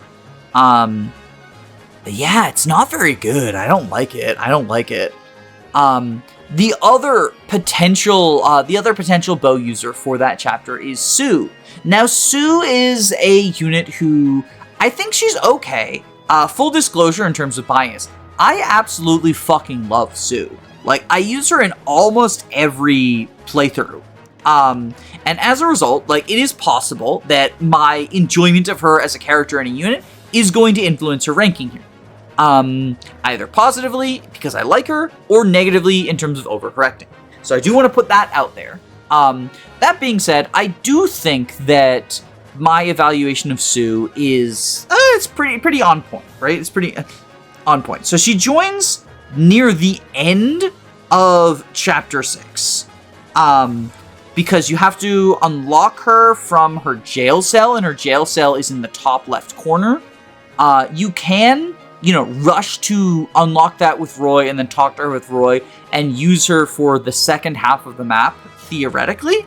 But I find that more often than not, by the time you get to her, most of the work on the map is done. And if you're sticking around to use Sue and sort of like train her up, right? It's not because she is like helping you clear the map. It's because, like me, you're a Sue enjoyer and you want to train her up because you want to use her long term. And like she's a bow unit in a game where bows are actually pretty decent because you want to attack people without being countered. She also has comparable stats to Dorothy. She has 5 strength, so she's on Wolt's level in terms of strength. But she has 8 speed, so she's faster than the other 2 archers, and 7 skill is not terrible. She also has a 65% speed growth, which means that if you do decide to train her on her join map, she is likely going to proc speed a couple of times. With a couple of speed procs, she can also potentially double the wyverns. Now, this does mean that you're like investing in her on her join map, which, as I said, is purely self-improvement at that point, because she joins late enough that like most of the map is done, and her stats on the join map are not great. Like you're not rushing her in order to be able to clear the map more easily because you recruited her. Like, it's not a Zealot situation, right? Getting her does not make Chapter 6 easier. Chapter 6 is already an easy map, but, like, she's not helping with that. Her combat on Chapter 6 is, like, pretty pitiful. And she doesn't start with any weapons, so you do also have to trade some to her, which is a little bit funny. That being said, if you do decide to give her that self-improvement, she's probably the best of the 3 archers for dealing with the wyverns. She's still gonna face those hit issues. She's still frail as shit, so if she fails to hit, like, she could fucking die. Either in retaliation if they've got, like, javelin, or just like, well, now what do I do? Enemy phase comes around, right? But she's on a horse. And so if you want to invest in one of the archers long-term, you want to invest in the one with the horse. Horse elevates Clarine up 2 entire tiers. I think for Sue, horse elevates her 1 entire tier. I don't think she is... actually, maybe B tier? Yeah, I'll put her in B tier. I put her in B tier. I think she's decent. No, I'm gonna put her in good filler. But I think the top of good filler, I think she's decent. The problem she runs into is that eventually you do want to be able to one range. And if you promote her, she can use swords. And that's nice, but you do have to promote her for that. Which means she has to go through 10 whole levels of being stuck on bows. Yeah, and her stats are, they're fine. They're fine. Her stats are not like anything to write home about. 5 strength, 30% strength growth it's passable, but like it's worse than the Cavaliers. It's worse than the infantry you're probably using. The big draw is that wyverns are an incredibly scary enemy type, not just in Chapter 7, like as you go forward. And as such, it's nice to have a couple of people who can use bows. And like, you do get better options, but you can do worse. I think she's good filler. I think she is a filler bow user and a filler horse, and both of those things together make for pretty good filler. Next up, we have Zealot, aka Marcus number 2. Well, he has slightly higher bases than Marcus, 1 more strength and 2 more speed, but he joins 6 chapters later. He also has better weapon ranks than Marcus. Notably, he has C rank swords and D rank axes at base, so like you don't have to grind him for the halberd, and he can use the killing edge, which Marcus probably can't, since you do tend to focus on grinding his axe rank in the early game. So if you want to hand over some of your other powerful weaponry to Zealot, you can do that. And that is not a bad place for it. You also get a second Silver Lance in Chapter 6, so Zealot can sort of take the other silver lance, because he also has A-rank lances, and just really function as Marcus number 2. And Marcus is quite good. I mean, some might even say he's the best unit in the game. I would even say that, for example. However, a large part of that is because of the utility he has in chapters 1 through 7. And Zealot misses most of that. He's still quite good, though. He's a free paladin that you get. Worst case scenario, he ends up being a filler paladin for part of the mid-game. But I think that he's more than just that, because I think that chapter 7, chapter 8, he's quite useful in those chapters. And then, like, you only have one Night Crest. You can only make one of the Cavaliers into a Christmas Cavalier into a Paladin. Zealot can just be Paladin number 2, and Marcus can be Paladin number 3. And Paladin number 2 is still a very strong place to be. I think that he's the first person who is in A tier specifically for an excellent short-term performance. He is still decent in the medium term, right? Like, he can be that filler paladin after his stats and weapon ranks no longer make him excellent. But I think that him being just phenomenal in chapter 7, phenomenal in chapter 8, and quite useful in chapter 8X and 9, make it so that he's definitely excellent short term. Like, only 4 chapters is quite short term, because then you start getting, like, infantry who are better than him. You know, your Alan and Lance and Shanna are gonna... Shanna probably doesn't, like, fully eclipse him, but, like, she can supplement some of that with weapons and stuff. And flight being, like, such a big deal.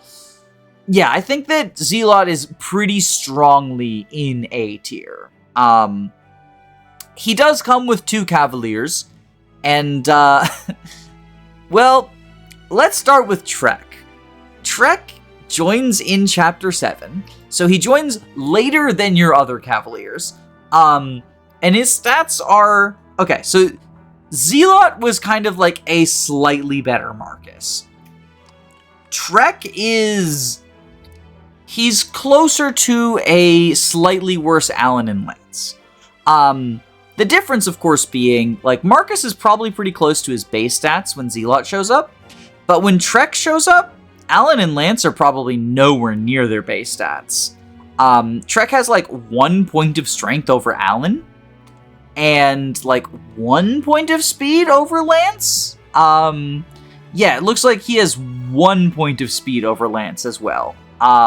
These are not, he has 1 point of speed under Lance. Yeah, these are not great gains that he has over the Christmas Cavaliers, and that's just to their bases. They've had 6 whole levels of probably being some of your primary combat units to level up. You know, I talked about this with Rutger, where, like, because he's a primary combat unit, he gets a lot more experience than other people. But they do too. They're also primary combat units. Like, they get quite a bit of experience. It is unlikely that they don't just eclipse Trek in every single set at the time he shows up. Trek is designed in sort of the FE1 replacement unit philosophy, right? Where you get Roger to replace Doga if Doga died, and Roger is, like, pretty significantly worse than Doga in most situations, but he's not meant to be... He's meant to be worse, because he's meant to be sort of your punishment for losing Doga. You know, you get Tomas instead of Gordon. You get various other ones. You know, Rad instead of Ogma. Or Navarre instead of Ogma. Or Caesar instead of Ogma. There's a lot of mercenaries. You get Roche and Vyland instead of Cain and Abel. And that's where Trek falls in. Like, he is just worse. I do think he ends up as, like... Is he good filler? Like, he's fighting over Nightcrest with 2 units who are just significantly better than him. He might end up in bad filler, because, like, his stats and his growths are just... They're not where you want a unit. They're not where you want a unit to be. Even with a horse, there's limits to how much a horse can save you. You do have the deployment slots for filler paladins in this game, but also you get 2 filler paladins for free. Like, you don't have to stop using Marcus and Zealot in order to train up Trek to be a filler paladin, right? I think that bad filler is where he belongs. Noah is like Trek, but he does give you a proposition. He has C-rank swords, so he can use the killing edge. At least he has something going for him. He's also, like, I guess if we're comparing, like, Noah and Trek to Alan and Lance, we do have the strong Trek and the speedy Noah. And speedy Noah has 2 points of speed over speedy Lance. No, he only has 1 point of speed. He has 2 points of speed over Trek. Noah's slightly better, to the degree that maybe he's good filler.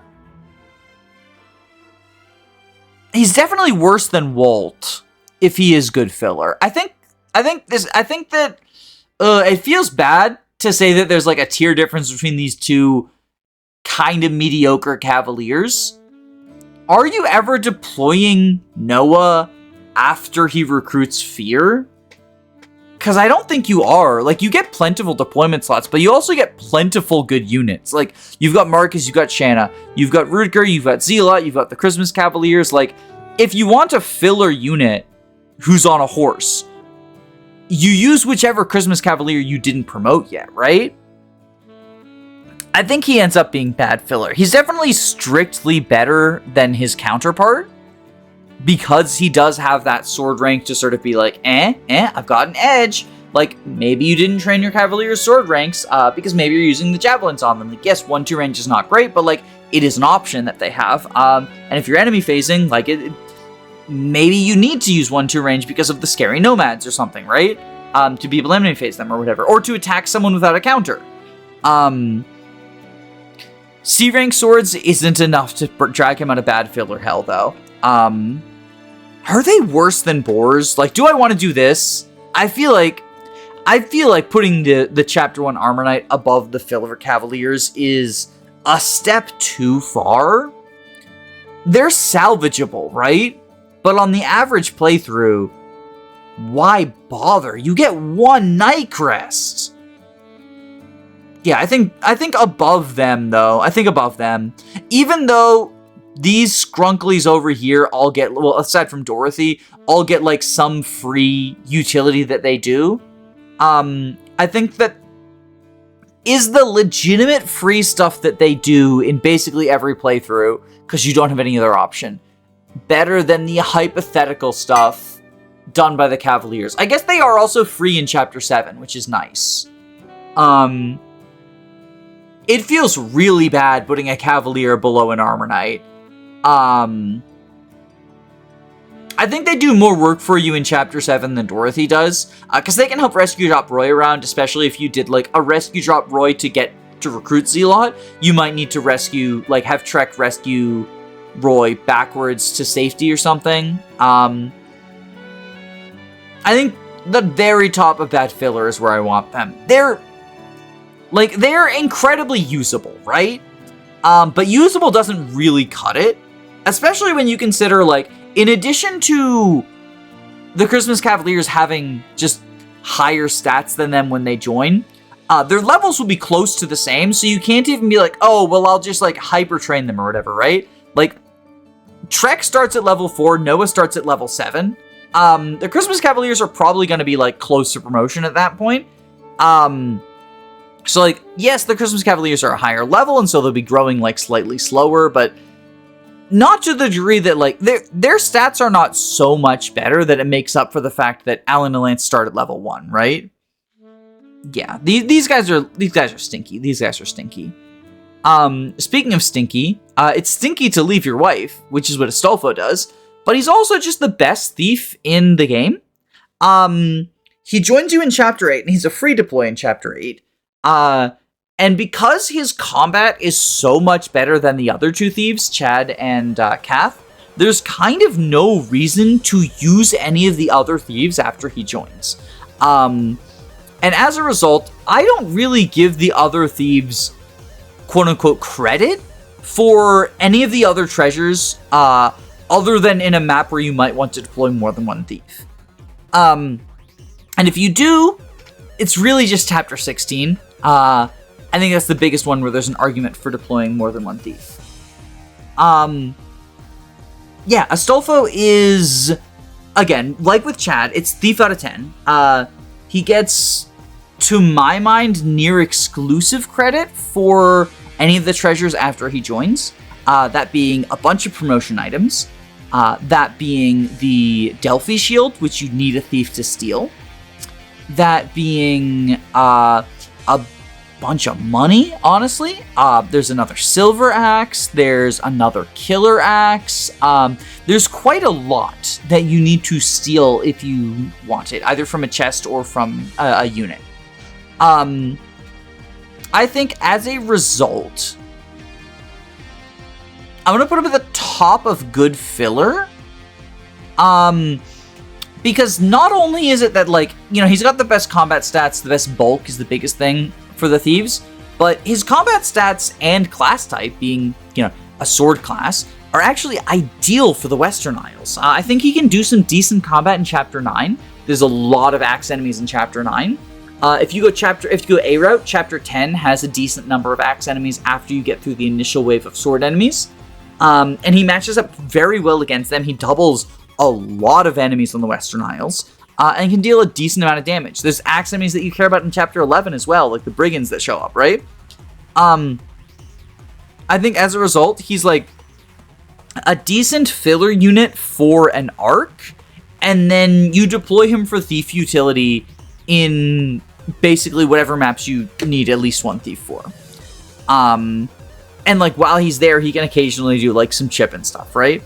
I think that's enough to put him into good filler. And next comes Lilina, everybody's favorite unit to talk about.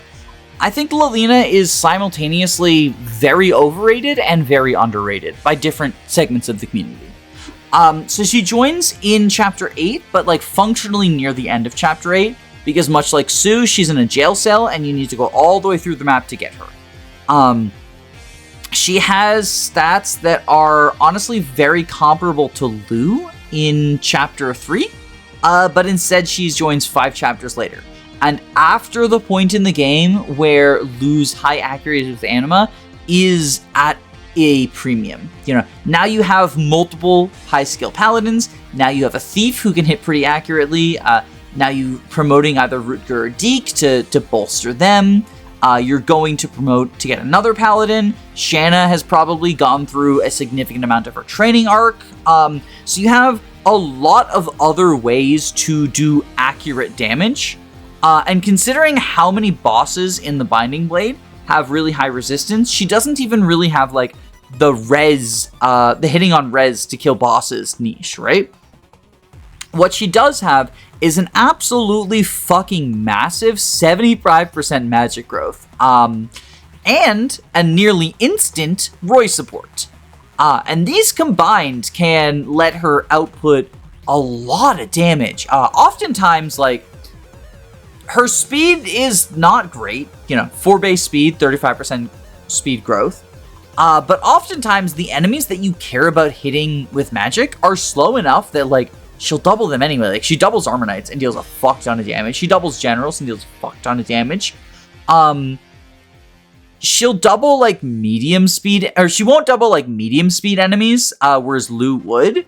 But oftentimes the significant damage increase that she has means that she comes close to or eclipses his damage. And when facing enemies that both of them double, she's going to deal more damage because she doubles and deals significantly more. Her Roy support also helps supplement her accuracy. Just like from the get-go, her Roy support will supplement her accuracy. But you can continue to build it if you want, which, like, building supports in GBA is weird. I never know whether to account for it or not. I do think that her getting one for free is a benefit, and I think that the other two, you can assume that, like, you got the C support, you might as well try and get B and A. Even if you're not going to grind for it, you can sort of, like, assume they'll be close to each other to benefit from the support, and as a result, you'll kind of naturally grow it sometimes. She does, however, miss out on a portion of the game where you are going to be using Lugh for his fire accuracy, and he'll grow because of that. Like, so yes, when they're at the same level, she'll be doing comparable damage, but, like, she is behind him. I do think she offers enough unique stuff that she is often very worth training. And 8X is kind of a chapter tailor-made for training her because there's a lot of stationary 1-range units, and because she has 1-2 range, like, it's a chapter you can only access if she's alive. If you want to use her, that is sort of like a handmade area to train her. But yeah, I think she's pretty solid. If you want to make her your mage carry, she will perform probably just as well as Lugh. She just misses out on that early portion of really, really, really valuable accuracy that he has. Oh, speaking of missing, the iconic 60-hit Armor Knight. So Wendy, and by extension Bors and Barth, can do the Armor Knight triangle attack, which is if you're using all 3 Armor Knights, they can triangle attack an enemy. They need to all be adjacent to the enemy on 3 separate sides, and it is an automatic crit and hit. But without this, she's going to basically automatically miss. Her accuracy is awful. Her bulk is even worse. She's stuck at 4 movement. She doesn't even have like any sort of fake utility, like, I mean, I say fake utility, but I am giving Boris credit for the Marcus rescue drop, because it's a real thing that he can do. She doesn't have anything comparable to that. Like, she has the fake utility of blocking off that choke point, because there's an archer, based on, so the way she joins, the place that she joins, there'll be reinforcements after a couple of turns, and there's a 1-tile wide choke point that, because of the way that enemy AI works, the archer will take the 1-tile choke point, and you can have someone stand in front of the archer, and the archer will never back up because he's clogged by soldiers, and the soldiers will never go forward because they're blocked by the archer, and so Wendy can just sort of stand there and choke that point for forever like a true Doge archetype. But she is a meme. She's one of the worst units in the game, one of the worst units in the series. She's abysmal. Horrible bases, horrible growths, horrible class line. It doesn't really offer you anything.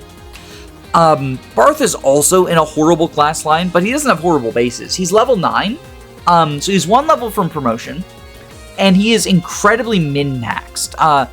No speed, all strength and defense, incredibly bulky, but also 4 movement sucks, and he is fat. It is incredibly difficult to rescue him anywhere. Like, no one can pick him up. He's so heavy. Actually, I need to check. Is he heavy enough that Shanna cannot pick him up? Because Shanna has 15 aid, which I believe is the highest aid in the game. Oh no, she's 16 aid, which is, I believe, the highest aid in the game. So let's check out Barth's constitution. Barth can be picked up by Shanna and no one else. And once Shanna promotes or Barth promotes, it's Jover. So this means that for all intents and purposes, Barth is not only stuck at 4 movement, but you can't even rescue drop him around in order to make up for the detriment at movement. Wow, that's awful. Now, he does have a couple of notable bulk thresholds. He takes almost no damage from the ballistas on the Western Isles, and that's at base without needing to promote him. So you can deploy him to like sort of bait that ballista out on either of those maps, which is good because it can be scary on both of them. In particular, if you go Bartre route, that ballista is really freaking scary. But even on Echidna route, that ballista is quite annoying to deal with. It sort of zones out the entire left-hand side. So that's a nice thing for him.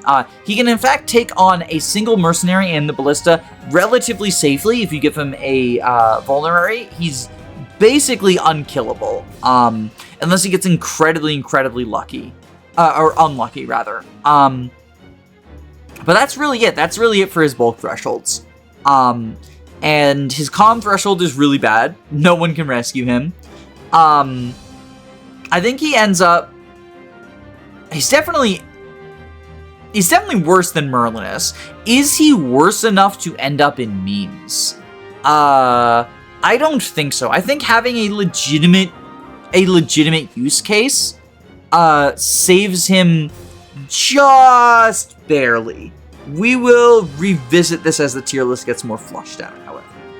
Someone who is almost certainly ending up in meme tier, however, is Ogier. Ogier is basically, what if you get Deick, but much later and lower statted, and Deick has kind of fallen off at this point. Like, Deick is in B because he's great short-term. He isn't really a long-term unit. I guess he can be fairly decent long-term, but like, the biggest thing that Deick has going for him is his early game. And Ogier not only misses that, but like, he asks you to invest in him to get what Deick probably is at the point that you know, I don't want Deick at this point. I don't want Deick. Don't give me a second Deick. Don't make me work for a second Deick. Ogier's biggest claim to fame is that he has a higher speed growth than Deick, and will on average have slightly higher speed than Deick, and therefore hit some speed thresholds that Deick can't, but not enough to make like a big enough difference to justify training him. He's better than Wendy, but like just barely. Take that Armor Slayer, give it to someone more competent. Give it to one of your Cavs, honestly. Give it to your Paladin. Give it to Shanna if you start training her sword rank. If you promote her and start training her sword rank, like, yeah, it's unfortunate, but it is true. Give it to Fear if you want to train Fear, because she's another unit who demands training to replicate someone who you already have, who you probably don't need a second of, because she joins after Rutger's biggest show, right? Like, again, much like Deick, Rutger is mostly early game. He consistently okay, I say mostly early game. His most crucial portion is the early game, but he continues to be good combat later on. He just has more and more competition. Fear is not competition for him. Fear is asking you to invest in and train her in order to make yourself a second Rutger, and like, they're the same if they're the same level. Like, their average stats are remarkably close to each other. So it really is just a second Rutger.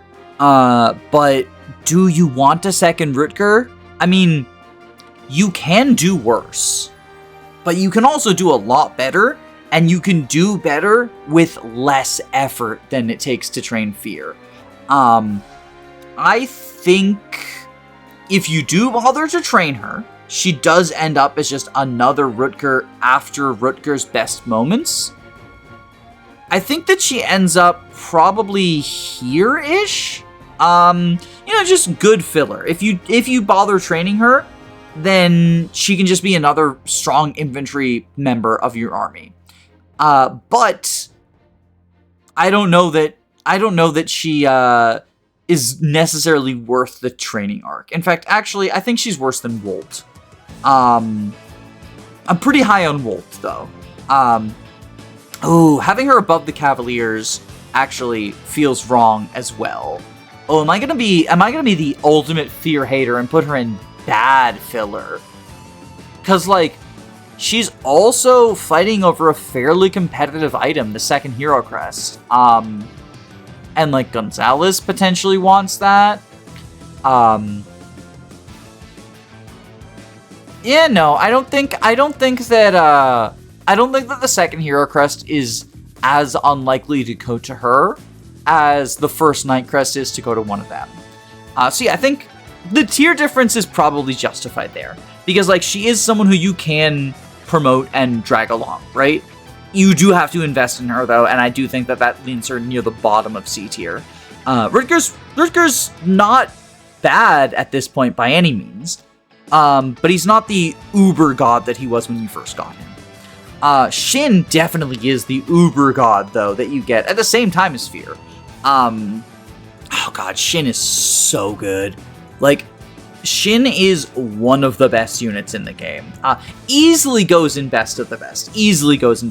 I've been talking, when I talked about Sue, right? I talked about how, like, having a bow is good because wyverns are an incredibly scary enemy type. And you want to be able to shoot them down. And so, by that logic, investing in Sue is potentially worthwhile because you get a unit, like filler unit, who can use bows quite well. or you can just have a very good unit who can use bows quite well. Shin is incredibly competent at base. He has very high aid. Actually, he might have better aid than Shanna, because he's also fairly light, and he gets to cheat using the male aid formula. He has... Yeah, he has 18 aid, so he can rescue Barth. Even after Barth promotes, he can rescue Barth. So, you know, I guess I exposed as a liar. But yeah, at base, he has 9 strength and 14 speed, and he uses bows. So effective damage against wyverns, or other flyers like Pegasuses, but like the big one is wyverns. And he attacks on counter. His bulk is like actually pretty decent for a bow unit. 29 HP and 8 defense is... You can do worse than that. You can do significantly worse than that. And he's 5 levels from promotion, and the Orion's Bolt is a relatively uncontested promotion item that, depending on the route, you'll get 2 chapters from now. Or 1, but like at least 1. Yeah, he's just so good. He's just so good. And he's around for so long. Like, FE6 is a fairly player phase heavy game just because of how competent enemy units are. So being bow locked, or being sword locked, or being able to choose between the two of them isn't that bad. And swords are a good weapon type too. Like, so yes, he doesn't get 1-2 range, but 1-2 range in FE6 is like, it's not as good as you think it is. Like, it sucks that he doesn't have access to it. But if I were given the choice between bows and 1-2 range in FE6, I would prefer bows, because 1-2 range is so inaccurate in that game that more often than not, like, the advantage of 1-2 range is you counter everyone. There's no one who you're not countering when you're enemy phasing, so you can kill a lot of people. Hand axes and javelins are very inaccurate. You're not countering everyone because you're missing some of them. So as a result, like, if you just have a sword equipped, you'll more likely hit the people you're going to hit. And then you can hit them more reliably on player face as well, compared to if you were using a lance or an axe. And then you can hit wyverns for effective damage and just, like, kill the shit out of them on some of the scariest maps in the game. Be that Chapter 13, be that Chapter 21, be that Chapter 23. Like, there's a lot of maps where there's a lot of flyers you want to kill. Be that any Ilium map. Yeah, he's quite good. He's quite freaking good. Gonzalez is also quite good. So Gonzalez is in a weird situation where, depending on where you go in the route split, he'll have a different starting level, but the exact same stats. This is odd.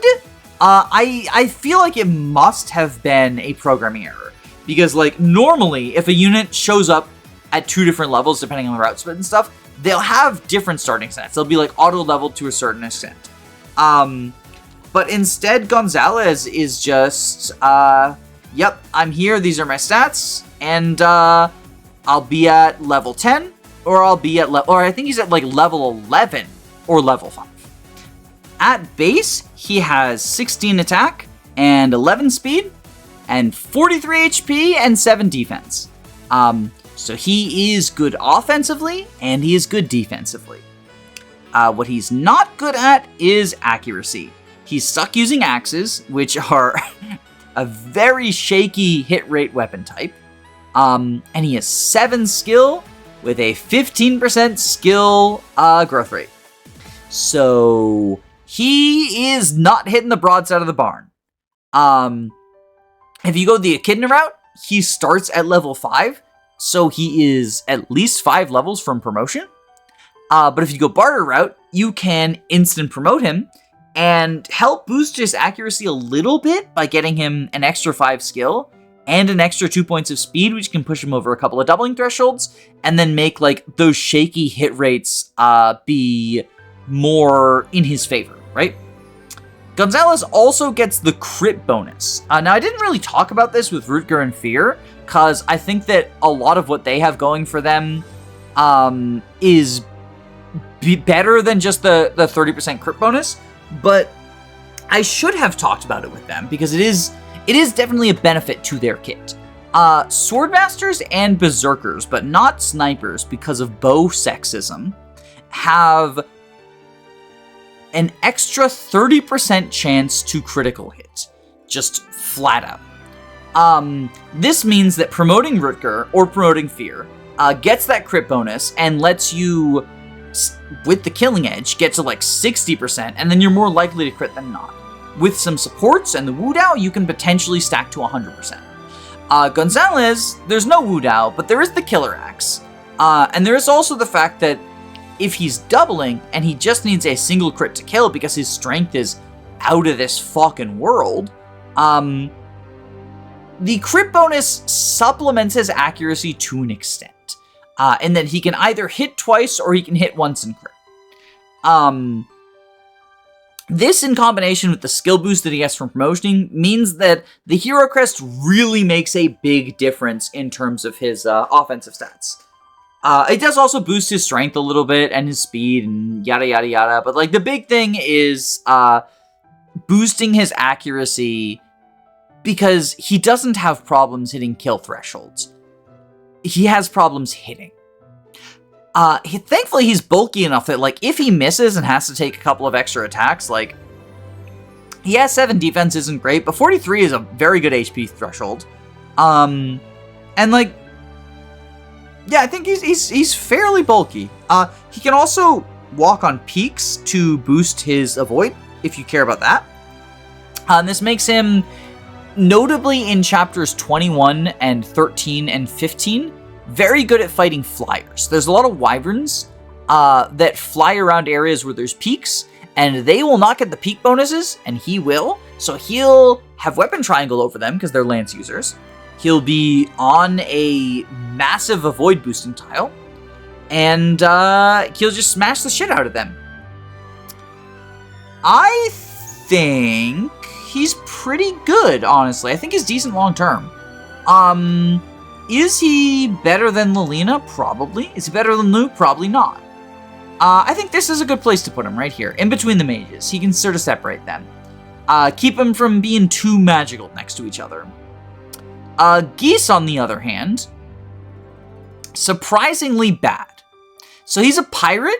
He can also go berserker. Unlike Gonzalez, however, he has, rather than like, Gonzalez is very min-maxed, right? Gonzalez has 16 strength and 11 speed. So like, he's very just like, roar, I'm getting in there.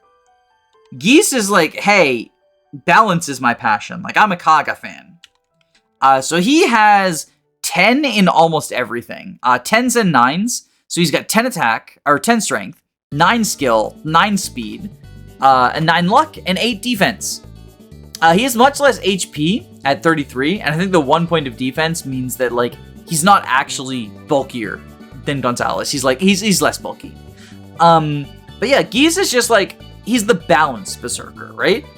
He does start at level 10 on both routes, so he can insta-promote even on a route, which is certainly a benefit if you want just like an instant berserker. You just throw a hero crest on him, and then he's just sort of is effortlessly he's your crit berserker. Notably, an instant promoted Geese has worse stats than an unpromoted Gonzalez, basically across the board. He's got better skill, so he will, hit. He's got better skill and defense, so he will like take hits a little bit better, but like he's got worse HP, and he will hit more often. But he's gonna hit less hard. And like, he does still have to contend with axe accuracy. So being able to double more often, I also think is just like a better way of supplementing your accuracy than boosting your skill.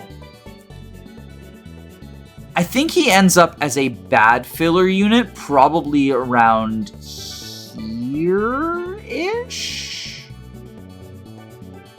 Yeah. That's a big gap between units that, like, arguably do very similar things. But I think the big thing for me is that Geese is competing for the second hero crest with both Fear and Gonzalez. And, like, it's hard to justify giving it to him when either of the other candidates, like, they take a little bit more work, unless you go B route. They'll take a little bit more work, but, like, they just give you a much better return on investment for the Hero Crest. So yeah, I think Geese is, like... Yeah, I think Geese is, like, fine if you choose to use him, but you never feel happy about it. I do have him above Barth and Merlinus, but other than that, he's just such a disappointing unit. Klien, on the other hand, you want to talk about a good filler unit. I think he's actually great short term. I think Klien, so he shows up, I've been talking about the importance of bows. Klien shows up 2 chapters before one of the big here's a bunch of wyverns map, right? The 2 bridges map, as I like to call it. Not only are there a bunch of wyverns, but there's a bunch of snipers that he can actually enemy face. He has very decent stats and a silver bow, which he's probably the only person who can use, even if you've been training Shin. Maybe a promoted Shin can use it. But he's got A-rank bows, and decent combat at the time. What's not to love? He's sort of the definition of a filler unit. Or not a filler unit, like a short-term unit. FE6 has a lot of units who will show up, they'll be quite good for a few chapters, and then you'll be done with them, and you just sort of toss them aside. And it's easy to forget their contributions. But I think Klien contributes a lot, for like 4 or 5 chapters, and then you're done with him, and it's okay. You know, I'm done playing with you now, says Woody. But he'll never forget Klien, and I won't either. Next up is Tate, and Tate has often been compared to her younger sister. Previously, it was favorably, you know, like never use Shanna, just use Tate. She's got the better strength and the better strength growth. Now it's less favorably in the terms of like, well, strength is less important, you know, the weapon rank, you can build the weapon rank faster, you can get her to promotion. She probably gains enough strength that she's a decent combat unit anyway for a significant portion of time, and I tend to fall on that side with Shanna. I tend to think that Shanna is a better unit than Tate by a fairly significant margin. Both in terms of like just availability, being able to do stuff early on when Tate's not around, and also she's self-improving while she's doing that stuff. Like she builds her weapon ranks up. Tate joins with D-rank lances. Like she's 50 attacks away from a killer lance. She is 150 attacks away from a silver lance. By the time that Tate shows up, Shanna should have access to silver lances and iron swords, both of which are hugely beneficial to her, and Tate would very much appreciate. But that being said, Tate is still quite good. I think Tate is probably here. I think that she is decent long term, because she's a flyer, and there's a floor to how good flyers can be. And she will, if you train both Tate and Shanna, Tate will likely eventually eclipse Shanna, but it happens later than you would expect. Like, she does need to get matching weapon ranks with Shanna, and by that time, like, you've got better flyers than both of them, right? So Tate is never going to be your best flyer. But that's okay, you don't need to be the best flyer to be a good unit. Like, she's still decent in the long term. I guess I should touch on, like, the comparisons. She does have 9 strength, and 15 speed, in comparison to Shanna's 4 strength and 14 speed. So Tate is, like, quite a bit stronger. Hilariously, in normal mode, Tate has worse bases than Shanna. Also, correction, I said 14 speed, Shanna has 12 speed, at base. But like by now, Shanna is gonna have more speed and probably not more strength. Well, I mean, she does get 2 on promotion, so she does only need to proc strength 3 times. And yeah, Shanna actually probably has equal or more strength than Tate if you've been using her by the time Tate joins. And then, of course, you know, the weapon rank supplements any detriments that she would have as well. Like, don't get it twisted. I am not saying that Tate is better than Shanna when she joins. But I do think eventually she would eclipse her if you continue to train them both. It's just a matter of, like, by the time that happens, you've got Milady, you've got a bunch of people. You got Zealot, you've got Percival, like, you've got people to do the combat stuff. You can have Echidna do the combat stuff. I think Echidna is also decent long-term, and great short-term. Like, she's both. So she joins in the same map as Tate, if you go Echidna route. And it's the same map as Tate and Klien, actually. And she has 13 strength and 18 speed. And 19 skill, and she can use swords. She can also use axes, which is helpful sometimes. You know, it does give her 1-2 range. But the bigger thing is swords. Like, you want her to use swords. Especially because her constitution is 9, which is like, axes are very heavy. They'll weigh her down. They'll cut into her 18 speed. Echidna has very good bases for the time. Her growths are less impressive. 30% basically everywhere you care about. 15% defense. So, like, her bulk is not phenomenal. I mean, she has 8 defense and 35 HP. She has a non-zero chance of dying on spawn. Like, she spawns alongside red units, and she has a non-zero chance of dying to the 3 of them. Which is frustrating. It's a frustrating aspect of FE6's design, but, you know, we deal with it. But yeah, she's quite good. I think she's definitely better than Gonzo. I think she's probably better than Tate. I think she goes here.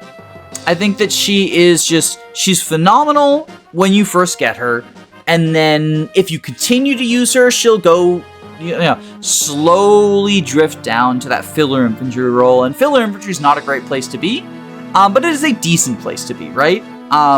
Especially considering how great she was for the first few chapters after you get her. 19 skill and being able to use swords also means that she's a great contender for boss killing. She's going to be very, very, very accurate. And her sword rank is C, which means she can use the killing edge at base. Unfortunately, because she is a promoted unit, you can't, like, leapfrog any of those combats in order to get to silver or to Durandal. But killing edge at base is certainly a nice place to be. She's also got B rank axes, and you get armads in 2 chapters, so if you'd rather focus on her axe rank and try to get armads, that is an equally viable thing. You can also get both, but, like, one happens before the other, right?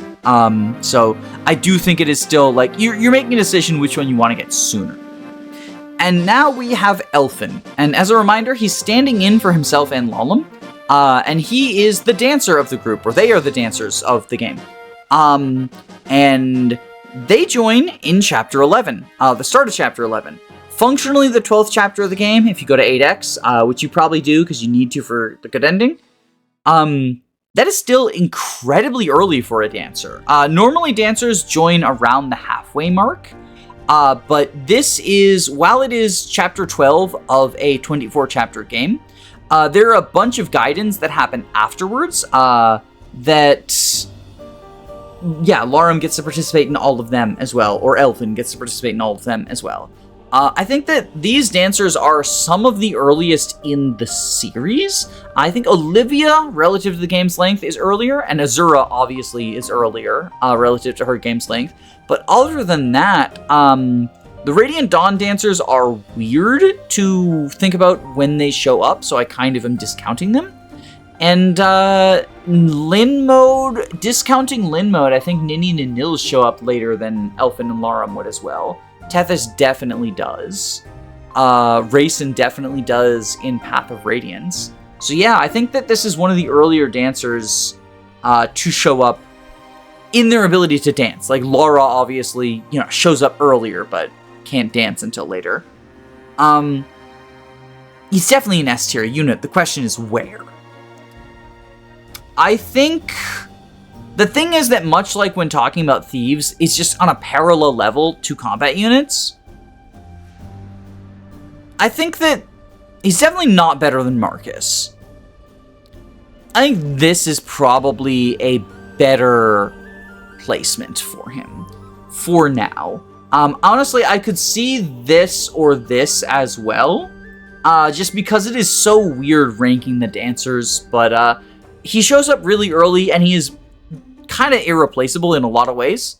I think that he is probably number 2.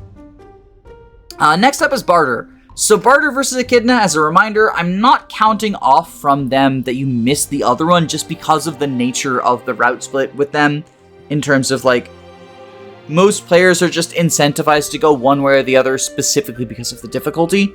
That being said, I think Bartre is slightly worse than Echidna. I think it's closer than people say. He is slow. And that is the biggest problem that he has, is he is slow. But he has bows, and he has high strength. And so, if you are going to use him to, like, shoot down scary wyverns in Chapter 13, scary wyverns in Chapter 21, scary wyverns in Chapter 23, like, you have other good bow users, but you could always use more, right? He has 22 strength at base. Now, 10 speed, pretty slow. 30% speed growth, not going to make up for it. But he has 22 strength at base. He does not need to double the wyverns to kill them. Now, his starting bow rank is D, which is not great, but he can use the iron bow and the steel bow. And he is 50 attacks away from the killer bow. And that's kind of all he needs. Like, he doesn't need silver, he doesn't need Murglace. He's mostly going to be using axes, which sucks in terms of the accuracy. Like, it is definitely unfortunate. He's got 48 HP and 10 defense, though, so, like, he's bulkier than Echidna. Well, his speed means that he's probably not actually bulkier than her. I think that he probably ends up around here-ish. I'm going to move Klien above Lilina as well, I think, while I'm here. Yeah. Next up is Reigh. Reigh is a dark mage who joins you at the end of Chapter 12. So, one of the big advantages of being an anima mage is you get to use the Fire Tome, which has 95% accuracy. Flux, on the other hand, has 70% accuracy. Flux is the axes of magic. Honestly, dark magic in FE6 might be worse than light magic, just because of how much of a detriment having such low accuracy is. I mean, 70 hit, like, obviously you could do worse. But, like, you could do a lot better. You can Nosferatu tank in this game. Nosferatu is full heal damage, as opposed to half heal in more modern games. Nosferatu, I believe, actually has the same accuracy as Flux at 70. Yeah, it does. The problem is, and it's on 6 weight as well, so you're not, like, getting weighed down a bunch. The problem is that, like, being the same accuracy as Flux is all fine and good until you remember that, like, Flux is not very accurate, right? So Reigh is stuck using an incredibly inaccurate weapon type. That said, he's quite usable. He just misses out on the major advantage that the mages have. I think that he ends up as bad filler. I think I put him here-ish. I've done playthroughs where I used him as, like, a primary combat unit because Nos tanking is funny, and he's kind of the only unit in the game who can do it. No, Nime cannot. I'll get to her. But yeah, it's more memes than anything. Like, he's not bad enough to be in memes because he is quite usable, but he misses out on the biggest benefit of being a mage, that being the accuracy. He does stick out on resistance. But yeah, I'd much rather be one of them than be him. Like, 2 tiers of much rather. Notably, he is level 10, so you can just, like, chuck a guiding ring on him and make him into a druid. If you, like, need a staffer or just, like, want to supplement his combat for some filler stuff or whatever. But that's probably not worth it. Like, you've got better targets for the rings. Meanwhile, Cath is... So she's the third thief. She shows up later than Astolfo and Chad. She has slightly better bulk thresholds than Chad. In particular, she can survive bolting that he can't on some maps at base. But, like, she doesn't have so much better that you want to deploy her over Astolfo, because Astolfo is still better. And she also shows up later than both of them. And so I struggle to give her credit for, like, any of the stealables. Because there's no reason you would deploy her instead of Astolfo, right? I know that there's sort of the idea of, like, okay, well, you know, she can steal just as well as them because you don't need speed, right? To steal. So a thief's stats don't matter, so everyone should sort of divide the treasure credit in third. I don't like that idea. It feels weird to me to be like, I'm going to give this unit, who I would never feasibly field, 1/3 credit for what these other units are doing. Instead, I think the biggest thing she gets credit for is if you ever want to deploy 2 thieves, which really only chapter 16 justifies this, although I can also see doing it in Ilya Castle or Sakei Castle. If you ever want to deploy 2 thieves, then she's probably number 2 as opposed to Chad. But you probably never want to deploy 2 thieves. Like, I can't think of any situation other than 16 where you really do. Like, Ilya and Sakei Castle, just, it feels like a stretch, honestly. I think she ends up at the bottom of bad filler. She might even be memes worthy. I don't think so, because having someone to go in the other treasure room in 16, much like Barth with the ballista, it's a legitimate utility. I think it's worse than Barth with the ballista because, like, you do have door keys, right? Like, a door key is better than her. A chest key is better than her, right? Just throw a door or chest key on, like, a paladin or something. And then Marcus be your thief in chapter 16. But, you know, she sure does exist. She sure does exist. I guess the biggest thing that she offers is if you delay her recruitment, because you can recruit her on any number of maps where she shows up after chapter 12. And if you want a second thief for chapter 16, you can send your first thief with the right squad to the right treasure room, and then delay her recruitment. Roy can recruit her in the left-hand side. And then she can open that treasure room and go for that treasure room, which is typically how I use her. So that's all she has to offer. But like it's slightly more than memes. Maybe she goes here. Maybe she goes at the very top of memes. But I think that having a legitimate thing that you do makes you better than memes. For example, a legitimate thing that you could do is be the best flyer in the game. I think Milady is probably better than Elfin. Milady is a fucking phenomenal unit. So she shows up in chapter 13. First wyvern that you get. And she's certainly... You've been fighting all these very, very scary wyverns, right? Throughout the entirety of... Anytime there's a scary chapter, you know. Chapter 7, terrifying wyverns. Chapter 12 has some reinforcements that you probably don't end up fighting, but they're scary wyverns. And then chapter 13 has scary wyverns. And then Milady shows up, and she's a scary wyvern who's on your side. She has 17 attack, and 13 speed, and 16 defense, 38 HP. And that's as a level 10 wyvern rider. If you want to, you can just throw a whip on her right there, promote her, gain a bunch of stats, and she's probably good to go for most of the game. But what you can also do is just train her a bunch on her join map, fight a bunch of the cavaliers that she's kind of like just ready, steady to go and kill with the killer lance because she has C rank lances at base.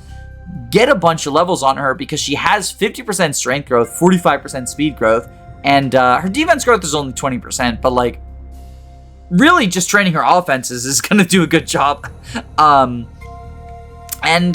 She's ready to go and she's just phenomenal. Like, she carries you through the back half of the game, on her wings, on her bases, on everything. Milady is just a phenomenal unit. She joins right before the desert, too. The biggest downside that she has is she only has 4 resistance. And Air Caliber is a effective tome against flyers. it will destroy her. It will absolutely destroy her, and it's actually fairly common, especially after she joins. There's sages with it in chapter 16. There's some mages with it in chapter 14. It's pretty common when you go to Ilia or Sakei. And it will wreck her if you're not careful, you don't watch out. But other than that, like, phenomenal unit, just like carries the run on her back from the time she joins. Speaking of which, Percival is a phenomenal unit. Carries the run on his back from the time that he joins. So Percival is weird, right? Because he's listed here as joining before Cecelia. But like, he's never doing that. He gets hard mode bonuses if you recruit him in, like, he has 2 recruitments, right? You can recruit him on the bridges, which takes a lot of work and convoluted dance chains to get to on time. Or you can wait 2 maps and recruit him in chapter 15 instead. And then he has hard mode bonuses, and he shows up with 20 strength, 20 speed, and 15 defense. Like, this guy's bases are phenomenal. Oh yeah, and a casual 51 HP. And he has 12 resistance, so like, he's mixed bulky too. This guy is cracked. Notably, he has pretty abysmal growth rates, but like, who fucking cares? The biggest downside is he shows up after Milady, and because he's grounded, and like, he hasn't getting the levels that she's been getting, and he doesn't get promotion bonuses, like, he's always going to be a worse carry than Milady. But like, a lot of units are worse than Milady. He's going to be better than your Christmas Cavaliers at join.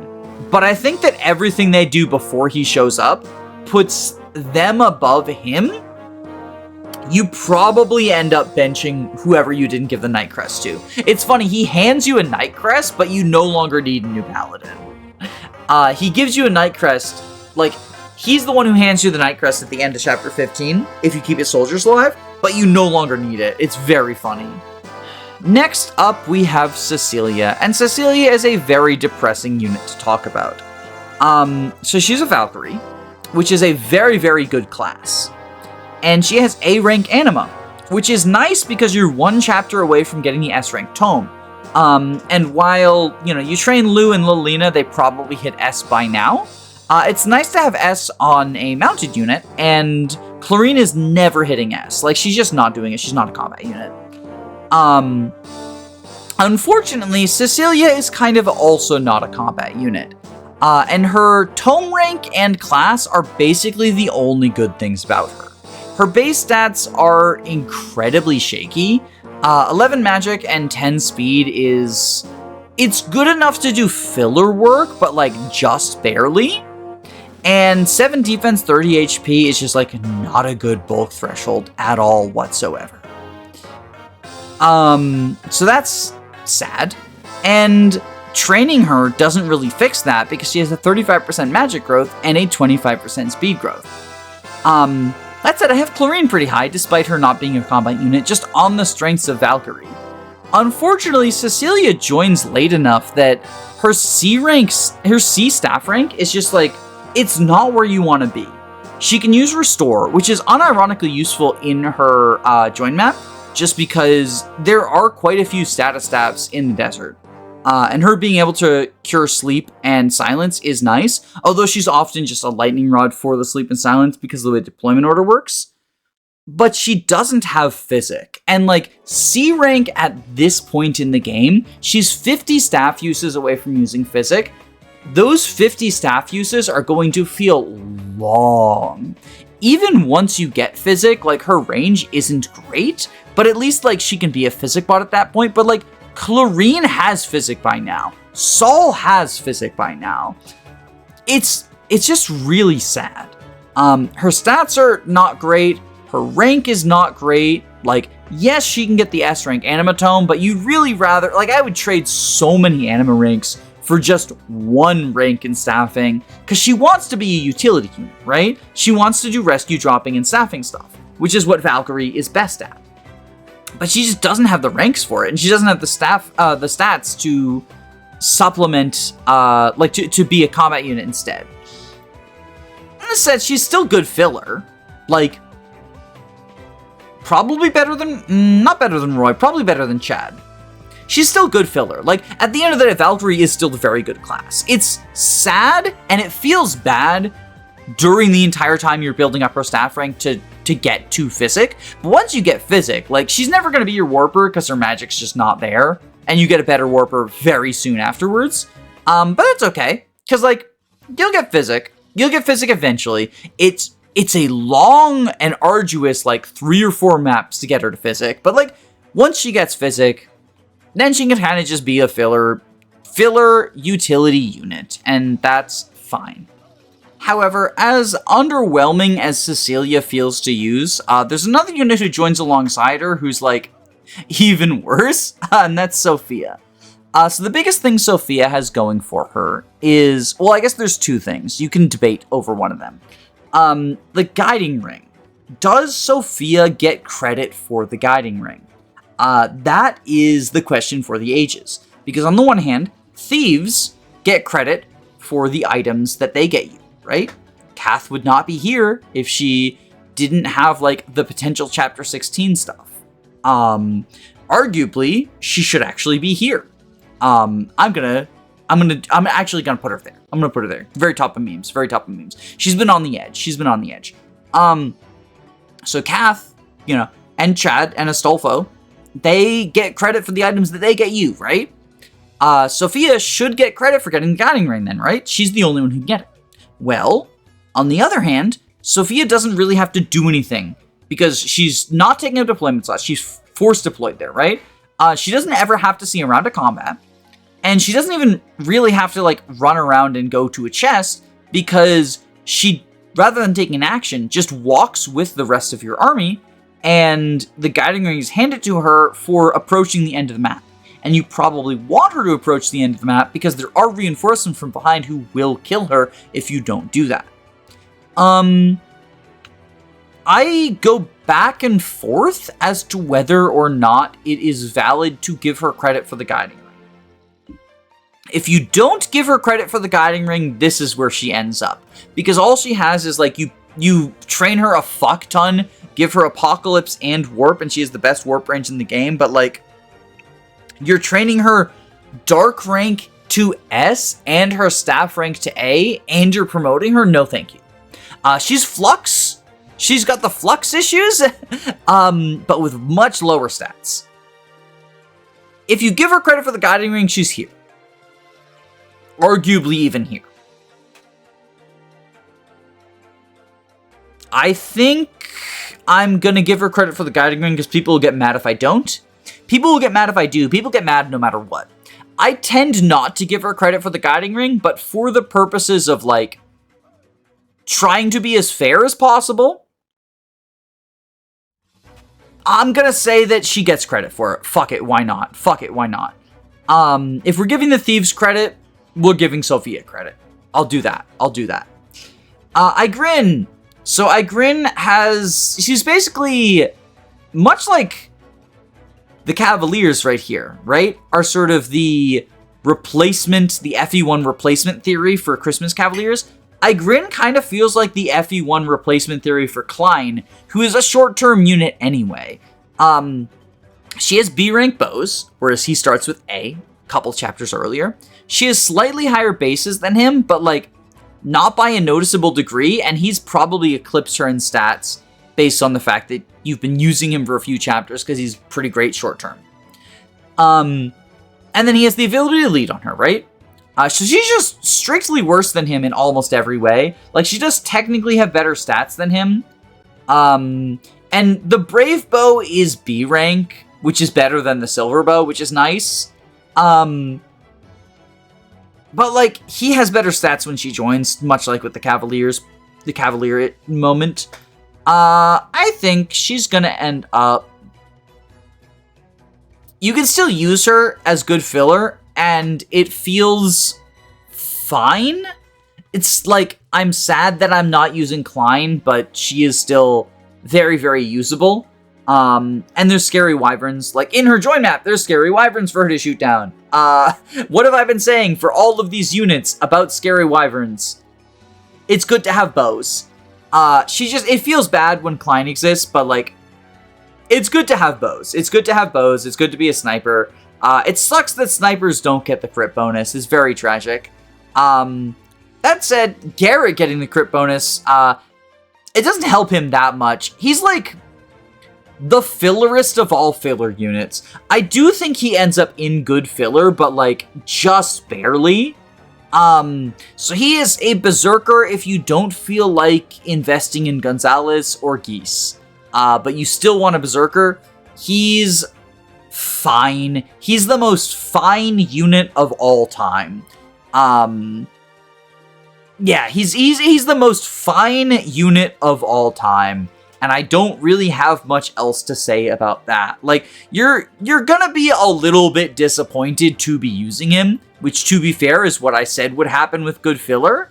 But you're not gonna be sad about it. You're just gonna be like, yeah, I could have Gonzalez now, right? Like, I could have another paladin now instead. But I'm rocking Garret, I guess. He's the most fine unit of all time. Fun units, however, fun unit of all time, we have Fa. Fa is a Manakete, and Manaketes are fun because everyone loves transforming from tiny little girl into monstrosity thing. The chicken, right? Even as a chicken, her stats are kind of shit. And the Divine Stone has 30 uses and cannot be him-earned, and you cannot get any extras. She's not doing much combat-wise. The biggest thing with Fa is the Dragonstone gives her a really high resistance stat. So if you use her to bait enemy status staves by making her the lowest in the deployment order by only deploying her when you need her for the lightning rod stuff, you can get enemies to, like, waste all their time trying to status her and missing because of her resistance, and then they won't status other people. People love to make the biggest deal in the world about this, and to be fair, it has slightly more application than Ballista Barth gaming, but, like, only slightly. I think she might be worse than Merlinus.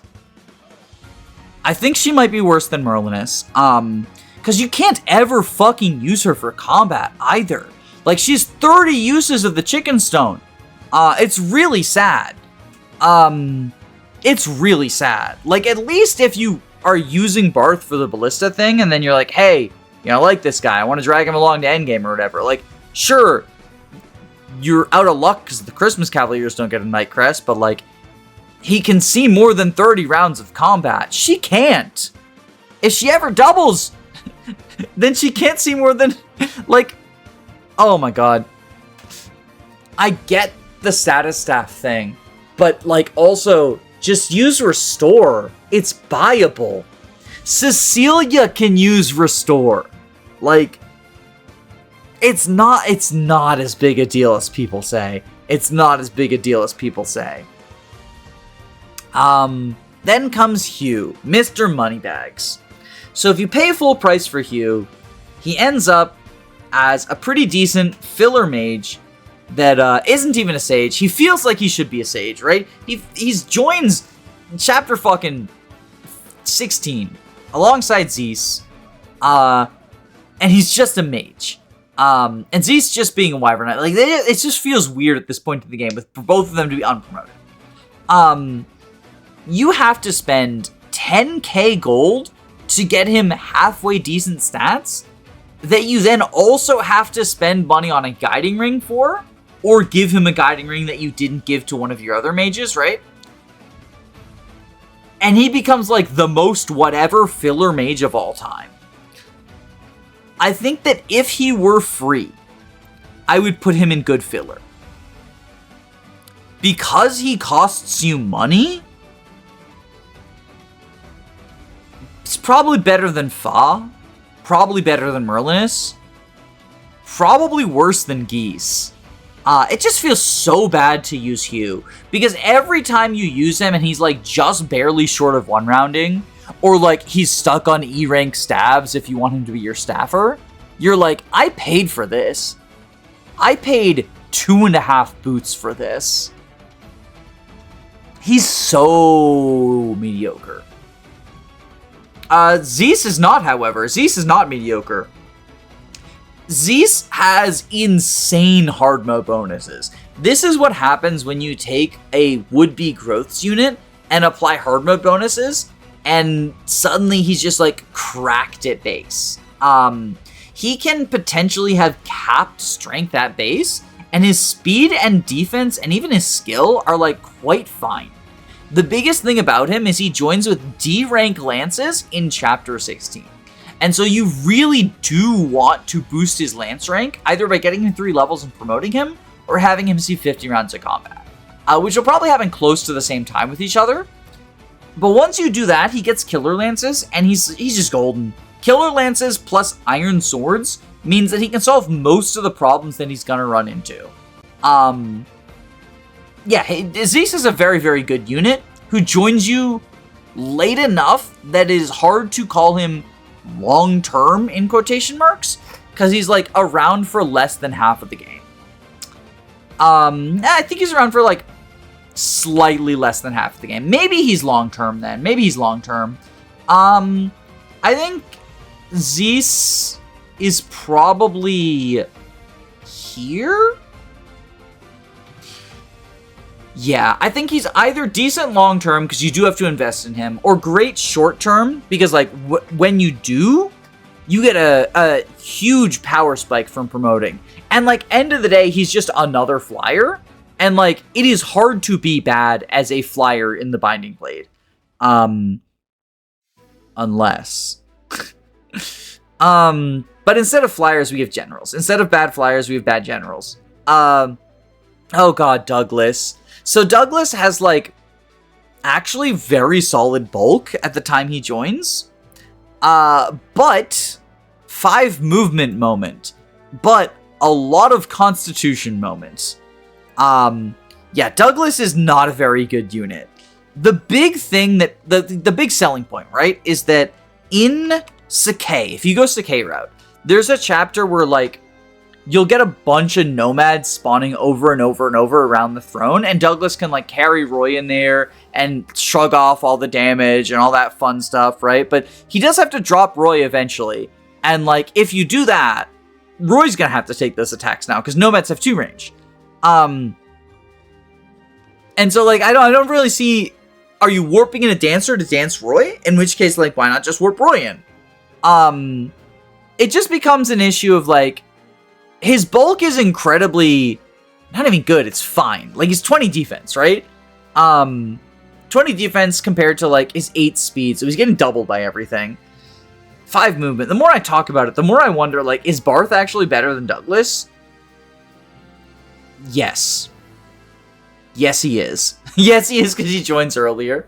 Yes, he is, because he joins earlier. Oh, speaking of if you could join earlier, Nime. So depending on whether you go Ilya or Sakai, Nime will join either Chapter 19, Chapter 20. And at that point, she becomes the best warper you have available. Nime has one thing going for her, and it is a very good thing. It is a very good thing, but it is one thing. She's kind of a one-trick pony. And that is that she is a very, very good warper.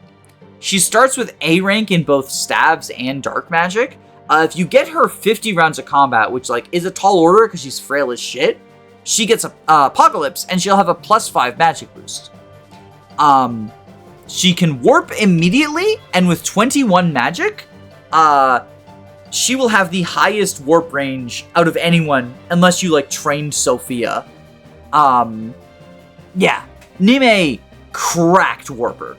That said, 25 HP and 5 defense means that she's not taking any hits. And while, like, dark magic isn't super accurate, she has 20 skill to sort of make up for it. So you can, like, attack from 2 range, mostly so that you build dark rank, though, to have Apocalypse, because, like, I'd much rather have her warp people in than have her actually see combat. Because, yes, 20 skill makes up a little bit for Flux hit. But it's not reliable enough for Nos hit. And also, 25 HP, 5 defense, she's getting 1-tapped by a lot of things. And 2-tapped by anything that doesn't 1-tap her. And oftentimes, 16 speed is not enough to prevent being doubled. This unit is not a NOS tank, even with a robe. Especially because 4 Constitution means that, like, that 16 speed, it actually drops down to 14 with Nosferatu equipped. Yeah, this unit is a warper. A phenomenal warper. I would say that's excellent short term. Probably better than Saul, but worse than Clarine. I think I like her here. Dane. Dane is a unit that I feel like a lot of people don't get because no one goes Sakai route, and, like, who can blame them? Sakai's frustrating. Ilya is also frustrating. Like, they're both bad routes, TPH. But Dane, if you get him, is a incredibly competent nomad who joins just before the biggest wyvern map of the game, which is then followed by one of the biggest wyvern maps of the game, chapters 21 and 23. That said, Dane's stats, like, he will fail to one-shot the wyvern lords, and he doesn't double, and he doesn't double the wyvern knights either. Dane can be a very good filler unit, but he's not more than that. Like, his stats are fine, but I think he's still just filler. I think he's also the bottom of good filler. He might be better than Garret, actually. Because while he is only useful for those 2 maps, those are big maps, and, like, yes, he can't kill the lords, but he can kill riders. Like, wyvern riders are good, or pretty threatening. And if you give him the brave bow, he can probably kill lords, just his accuracy is going to be shaky at that point as well. It's certainly better than Juno, whose main purpose is rescue dropping people around those peaks to avoid reinforcement zones. Juno is on the edge of being a meme. I think that she is this level of bad filler. It's hard to say that a flyer is worse than Merlinus, but Juno made me consider it. Juno's stats are so bad that if you send her into the arena, because the enemy adjusts their stats based on your stats, enemies will have lower stats than their class bases. It's very funny how bad she is. It's very funny how bad she is. Oftentimes the third Falco is the weakest of them, but, like, usually not to this extent. Even in Sacred Stones, not to this extent. Like, Juno is hilariously tragic. Yoder, on the other hand, joins in chapter 21, and he says, hey, I'm the replacement for Nime. If Nime died and you need another warper, I'm pretty good at it. He has the Saint Staff. He's S-rank staffs. And he's level 20, too. So, like, his stats are basically what his stats are going to be if you don't give him boosters. He's also the only person who can reasonably get Areola, the A-rank magic tome, or light magic tome. Which isn't great. He's probably, like, a slightly better combat unit than Nime is, but, like, both of them are just staffers, and they're fine in that role. They're absolutely fine in that role. He has less warp range than her. He'll have 1 tile less, and he shows up later. So, like, it's hard to say that he's not just a strictly worst replacement for Nime. But, like, Nime's pretty good, right? Nime's pretty good. I'd say he's also excellent short term. He's probably the bottom of it. But, like, being able to warp 21, 21X, 22, and 23, those are big warp maps. And, like, you probably don't bring him into the tower, but, like, who cares? Those are big warp maps. It's good to have another warper, right? He's just worse than Nime, but, like, she edges him out with availability and 1 tile of range, but that 1 tile doesn't make the difference very often. And then we get Karel. Oh, Karel. So Karel is only recruitable if you send either Fear or Bartre into the village on chapter 23. he has kind of hilariously high bases. But... And even hilariously higher growths. But also, he's a swordmaster. He has S-rank swords, so you can, like, bring him into the tower if you absolutely need a Durandal user to, like, beat up Manicheets. But, like, I don't know. At this point in the game, are you really in the market for another infantry unit who just, like, isn't doing anything for you? Like, I find that when are you at the point where your army is so weak that Karel is actually going to be an improvement instead of a downgrade over your best 8 units? Because you can only bring 8 people into the tower. And, like, you can use them on the map that he joins, right? You use them on the map that he joins, but the most threatening enemies on the map that he joins are wyverns. And, like, he'll be at weapon triangle disadvantage against them.